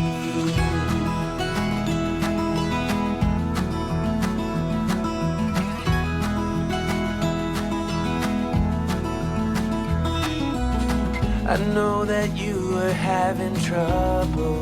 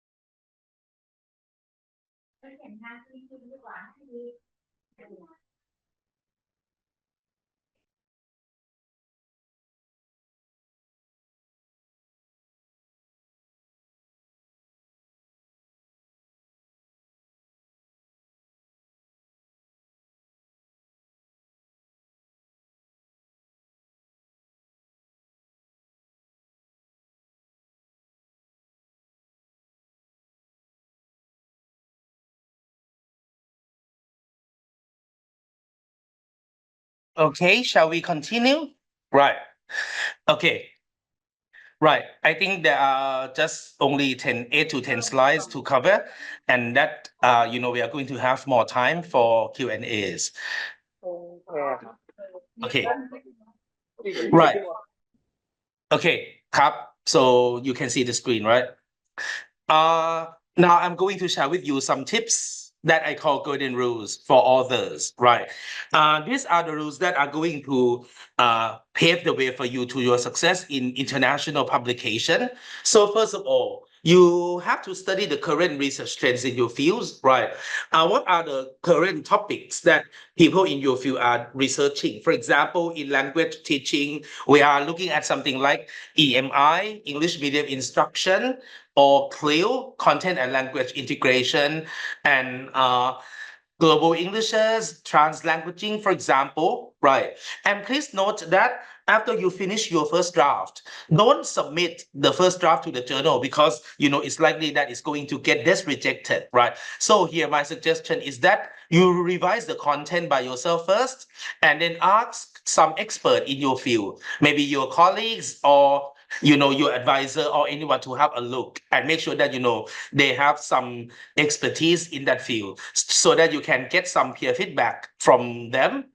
And after you are satisfied with the content, the next thing to do is you have to value language editing, right? Maybe you have to ask language experts like some qualified native speakers of English to have a look, right? That's why maybe when you do research, right, we have to invest. You need to ask for some research grant so that you would have some money to pay the language editor, and you never submit your papers to more than one journals, right? This is unethical, right? Because multiple submissions are never allowed.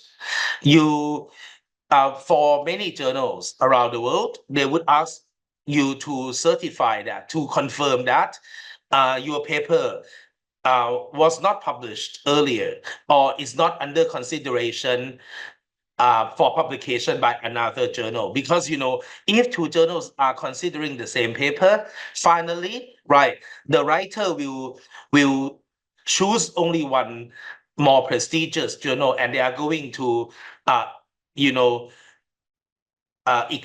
or stand the other journal up, right? So here, this will be a waste of time for the journal that lost the paper for publication, right?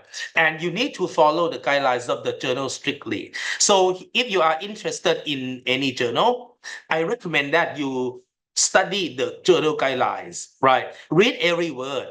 Now, even though it's boring, right? Maybe you have to read that there are so many things for you to read, but you are supposed to do it, very carefully, right? And number 6, include recent literature, right? So as I said, right, the more recent, the better. You're supposed to review like 5 the literature or the past studies that were published in the last 5 years, right? So if you submitted your paper to Learn Journal, for example, the editors will look at the recency of the cited works, right? And they expect to see the papers or the references published in 2004, 2003, or even 2005, if possible. Avoid too long title, right? So too long title make the research title awkward, right? So I think, you can do it catchy, right? Or catchy means that maybe, make it sound interesting, but sometimes some catchy heading or titles do not convey any meaning, right? So my suggestion is that avoid something like study of and investigation into. Don't use these phrases, right? Because they are like cliches, right? So try to include the main variables in the title, right? And use academic language, right? In your paper, right? Use technical terms, use jargons, right? Use academic language, right? Because people who read your paper, they are in the same field as you, right? So they are supposed to know something. Don't use too simple language, because you are not writing for the general public, right?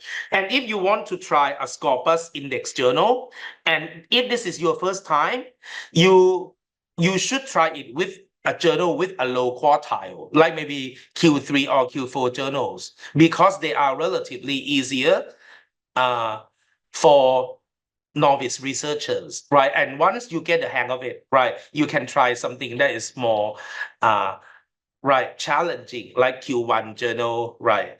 And stay away from predatory journals, right? Okay. We talk about predatory journals soon. I would recommend some journals for you. Yeah, today I would talk about both TCI and Thai Scopus journals, right? Yeah, due to the time constraint. The TCI journals are like, I try to select some journals from different fields in social sciences, humanities, these are the journals that are in TCI Tier 1, right? But the information is like last year, and I would like you to check again, right? Because some journal changed the status from Tier 1 to Tier 2. So please check, right? And Journal of Studies in the English Language is now also in Scopus, right? Okay. And in science, if you are in the science field, you might find this TCI-1 science journal useful. But again, you have to look at the requirements of your university. If your university say you must publish in international journals, and if those TCI-1 are not in any international database, so it's not a good outlet for you, right? So, these are in different fields like science and innovation, medical sciences, food health, bioenvironmental science, healthcare, medical bioscience, right? Okay. These are the journals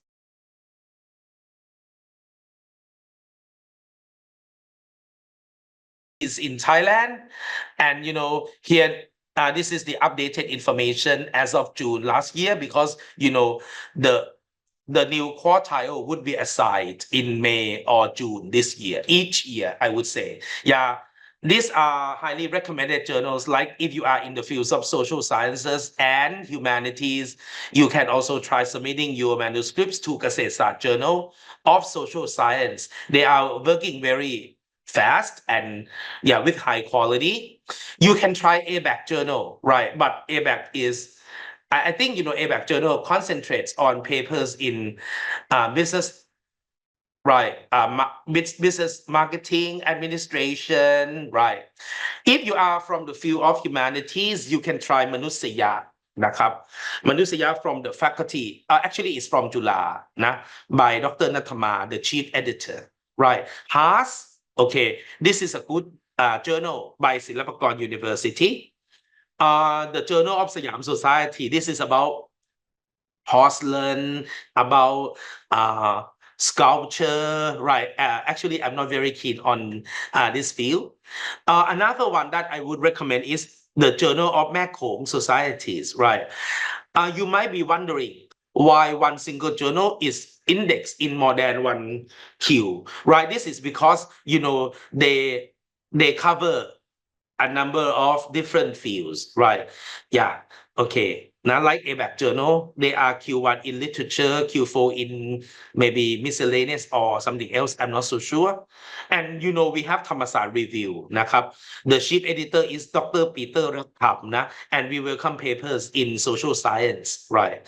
Okay, a very good journal. Okay, in science, right?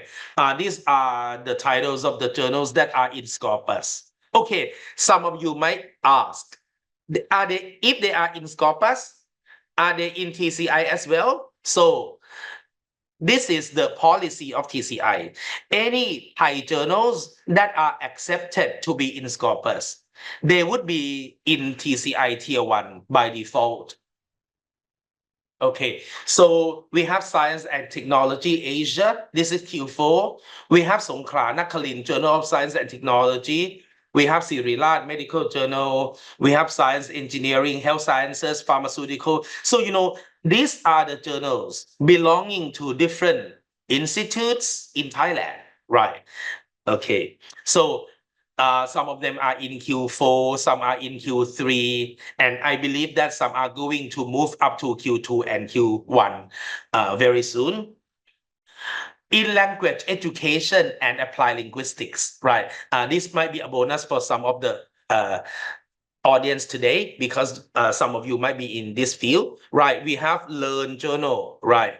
That I'm the editor.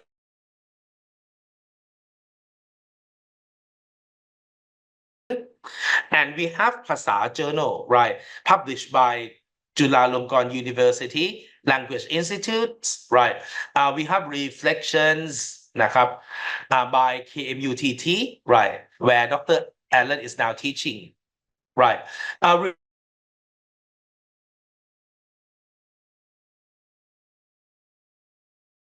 And then the word reflection has its own meaning, right? The New English Teacher and the JSO. New English Teacher is by ABAC. JSO, or Journal of Studies in the English Language, is by the Faculty of Liberal Arts.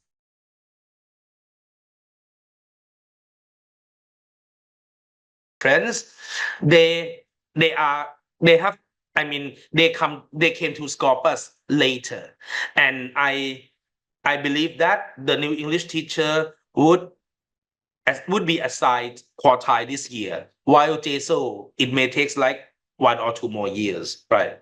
Okay, the final topic that I am gonna share with you is predatory journal. So as the name implies, predator is like crocodile, lion, right? Hyena. So there are journals that are notorious. They are journals that are trying to make money out of authors. Or deceptive journals or fraudulent journals or pseudo journals, right? These journals, they often send email to us, and sometimes the emails are blocked and they are thrown into spam or trash or junk mails, right? They are going to try to advertise the quality of their journal, and they are going to focus on something like fast peer review, good quality, blah, blah, blah, right? But actually, they are very low quality journals, right? And they don't even, they don't even look at the quality of the paper submitted, right? Some friends of mine try submitting very bad patchwork paper. Patchwork means, he just cut and paste from different places, right? And then, they put this like, this is a paper, and, some parts are from physics journal, some parts are from chemistry, some parts are from medical journal, blah, blah, blah. And they put them together. But, when he submitted that so-called paper to this particular predatory journal, the journal just accepted it right away, right? So, within five days, they announced the decision, right? So, the new researchers would feel very happy. They would be very, very glad that, oh, my paper got accepted. I don't have to make any revision. So it means my paper is perfect. But actually, that's not the case, right? Okay. And once you publish with them, it's almost always impossible to get it back. And then sometimes, if you publish in a wrong journal, maybe this may affect your graduation. Or if you are university lecturers and if your papers appears in very notorious journals, right? This could have some effect on your promotion, right? Okay, so what are predatory journals? They are publications that claim to be legitimate scholarly journals, but actually they misrepresent their publishing practices, right? And they claim to be a peer-reviewed open access publication. So, okay, I'm not saying that open access journals are bad, but uh, most of the bad journals are open access, if you know what I mean, right? So they won't provide any adequate peer review, right? Or maybe, they just provide you with just, some quick comments, right? On styles or on some spelling or make some small changes on this, that, and those, right? And then they accept your paper once you pay, right? And these journals, they often advertise journal impact factor. And don't get fooled, right? On Monday, I gave a talk at Silapakorn University online, and one of the participants asked me about the quality of one journal. And we suspected the quality of the journal because it looked like a predatory journal. And the participant insisted that, Ajahn Ka, it has impact factor, but actually it's a fake impact factors for sure, because the real impact factor is calculated by Web of Science. Okay, so any other impact factor calculated elsewhere is not a real one, right? Okay, right. So some even have wrong impact factor, the fake one. They publish articles for which authors like us pay an APC. APC is article processing charge, right? Even though the article is low quality. So this is something that is quite dangerous, right? As long as you pay, they publish, right? So sometimes they publish something that is not even related to the journal. So, I once saw a journal and it was at that time indexed in Scopus. And, the aim and scope is like engineering, something about science. But, I found some paper in applied linguistics or religious studies from time to time. And I doubt the quality of such journals, right? How could they publish, those papers despite the fact that they are not within the aim and scope, right? And they publish articles that have many grammatical mistakes. Okay, so here, this could be another point that is suspicious, right? So we are going to doubt the quality of those journals, right? Now that we see a lot of grammatical errors or mistakes, right? And they have editorial board, and the editorial board are the people that do not actually exist, or they don't have credentials relevant to the topic of the journal. Maybe they are PhD holders in some other fields, not relevant to the journal aim and scope, or that they have unclear affiliations, or maybe they are not real people, or maybe they are real people, but sometimes they are scholars in the field. But these people are not even aware that their name are being used and their names are being listed here.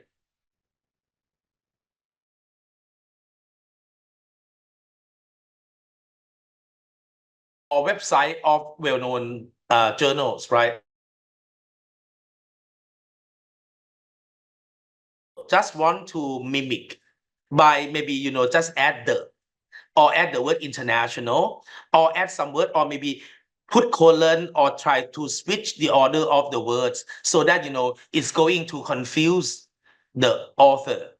And, many friends of mine, or even some students, right, they got cheated, right? They got fooled by these journals. And, once we learned the fact, right, maybe it was too late to withdraw the paper from those infamous journal, right? And these journals also aggressively target potential authors through emails, right? They are going to send us, you are going to receive the same email from the same journal every single week, right? So, actually, if they are high quality journals, the editorial team should be busy and they won't have any opportunity or chance to look for authors like this. But, because they are doing business. So this is something that we have to be careful about. And they may state that, okay, we are in one country, maybe we are in like a European country, or we are in the United States or Canada. But actually, when we are asked to pay publication fees, the invoice was sent, or maybe, the bank detail is in another country, right? So this is something that's quite suspicious. And many journals as such, they do not have any transparency about acceptance process. So maybe, they don't, that there is no part in the website that mention the processing charge or APC. But once the paper is accepted, right, the writer will be asked to pay or even forced to pay. And, the writers just want to get it done, or maybe, there is no time left for them. They just want, many graduate students, right? They just want to graduate. They just want to get their papers published, right? So they are going to, accede to these bad journals and pay, right? But, these writers, they will regret later. Yeah, because, once their paper is published, right, they cannot bring the paper back. And it's like, your name will appear in like notorious journals forever. Okay. I think, this is the sources that I gave you, right? Okay.นะครับ. And final words, right? I would like to give you, I hope that my talk today will be inspirational enough, right? And I think you would find my talk today useful to some extent, right? So as an academic, right, pursue your dream, okay? One day you will become a university lecturer, or you may become a world famous scholar, right? So let's publish and flourish together. We are in the game of publication, so it's inevitable. You can't avoid publishing. So why don't we learn the tips? Why don't we learn the do's and don'ts of successfully publication in good international journals? And then, you will become successful and flourish in your academic field นะครับ Okay, I stop sharing, and then we have time for Q&A.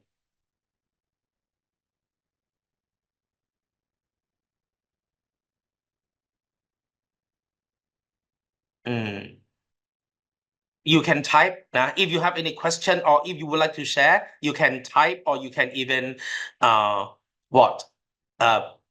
turn on the microphone to talk to us.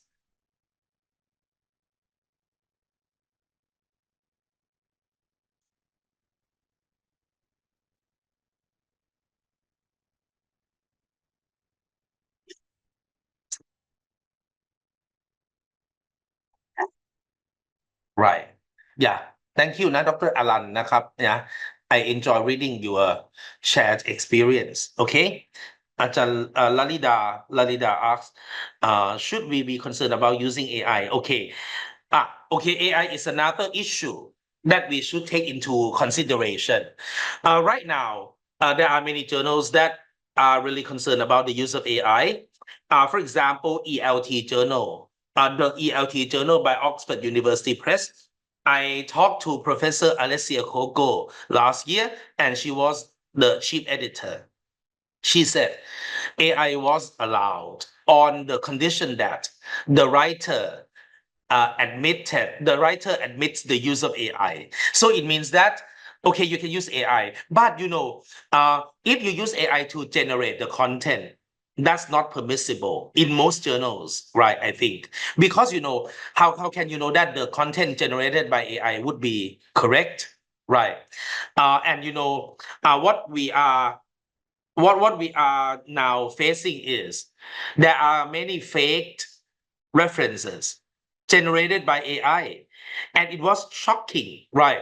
My colleagues who is an editor of another Scopus journal in Thailand talked to me the other day that he found a paper written by a graduate student, and the paper must have been written using AI because it contained the language is too good to be true, and it's not like the way Thai people or non-native speakers write English academically.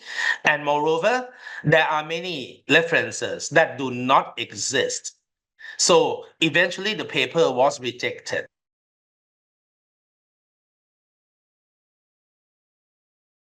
Right. Okay. Right. Okay. But some of you might say, I asked AI to edit language. Right. It depends on the journal policy. I think you need to consult the editor. If you ask me as a learn editor, I think if you just ask them, if you just ask AI to edit the language, like correct some grammatical mistake, I think that's fine. Because I try myself, right? I put I try using ChatGPT to edit one paragraph, and I intentionally put some grammatical errors, and I say correct the grammatical errors and sometimes lexical errors. Lexical means vocabulary, and they just do it. The writing style is still yours, right? Okay, so I think this way is satisfactory enough. But if you ask AI to paraphrase or to rewrite, I think they are going to change the focus of your paper, right? I try using AI. I myself enjoyed exploring the advantages and sometimes disadvantages of AI use. And I found that there are many times AI did. For example, I asked them to paraphrase a paragraph. The paraphrase looked much better than my language, but they changed the focus. In linguistics, if you study pragmatics, you should know that something that that is going to be something like what you refer to before or what you are highlighting, right? So the sequence in the text is important, right? But sometimes they change the sequence. So this way they are going to make you lose the focus. It's like when you write a sentence, the main clause is what you are focusing on, and the subordinate clause is something that is less important in meaning. If they change the content in the two kinds of sentences, the focus would be changed as well, right? Okay.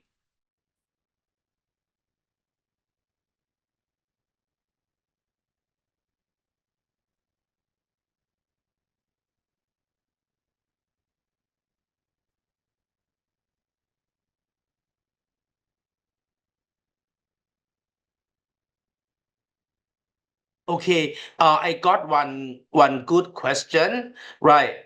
You did systematic review, and you divided this broad systematic review into two separate articles, right?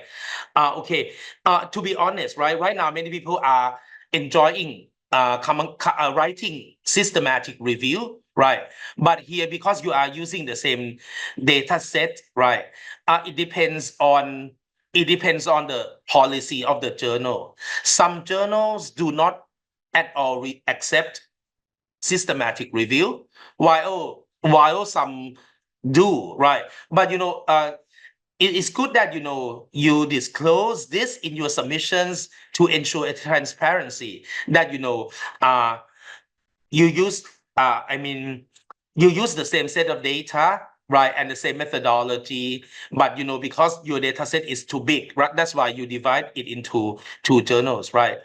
Actually, I think this is a bit unusual, right? I'm not so sure. I have to admit that I'm not really keen on systematic review. I don't know whether we should do this, right? But if you are doing research, right, and it's the same study, the same methodology, the same variable, we should not divide it into two papers. Okay, I'll give you one situation. There was one MA student collecting data using questionnaire. And then he also interviewed some participant so that the data would be triangulated, right? Yeah, the data from the interview would be triangulated with the data from the questionnaire. But he divided this into two papers.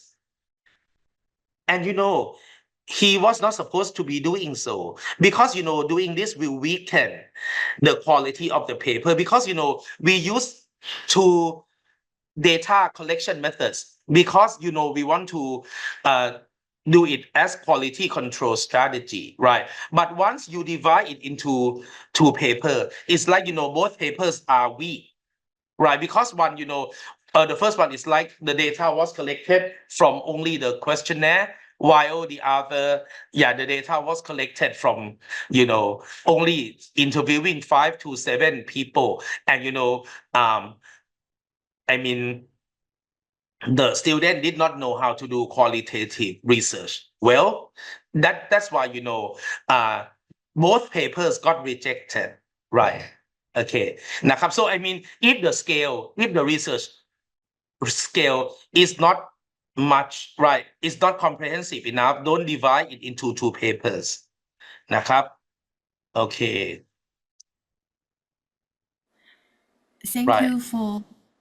you for your reply, dear editor. And my question is that these two systematic review articles, they address different topic and different research questions. Actually, the overlap part is methodology because because I use the same data set but address different research topic and different research questions. Right. Yeah. Okay. My point. Okay. I thank you for clarifying. You review this to the second journal that you submitted, right? Because you don't have to do this for the first journal, right? For the first journal will be okay. But when you submit this second paper to the second journal, and you said you disclose this in your submission, I want to know what the editor reply to you. Did they find it okay? I disclosed this in both articles I submitted. Right, and right. The first article, they replied me that the article is under review. Let me to read. Right. So it means that so in that case, right, it means the editors find doing so okay, right? Oh, okay. And then the second one that I submitted online, I just get the automatic reply, and I wait for the first decision. Right. Okay. So I think as I said, right, different journals hold different policies, right? Something that is acceptable for one might be unacceptable for another, right? So the best way is to but it's good that you are frank enough to disclose this, nakap. Okay. Okay. Right. Thank you, อาจารย์ Thank you ครับ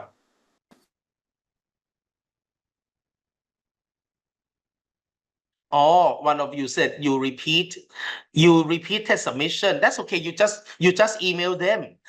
Sometimes some people make a fuss about submitting twice, right? Just write the editor and email that actually the two submissions are the same, right? So they would know that they don't have to look at both submissions. And usually if the two submissions came in at the same time, yeah, the editors can guess what happened, right? Okay.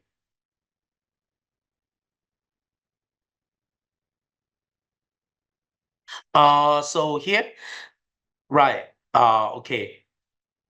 Right. So you asked me, okay, I'm not going to mention the journal title, the journal name, but you repeated submission to the same journal accidentally. The first submission is in Jan, and the repeated one is in March. So this case, you should write the editor to explain what was happening, right? Otherwise, they would think that you did they would be confused because that's the same paper, right? Okay, just explain, just explain,นะครับ. I think most editors would be hearing and understanding. Okay, ครับ Are there any other question?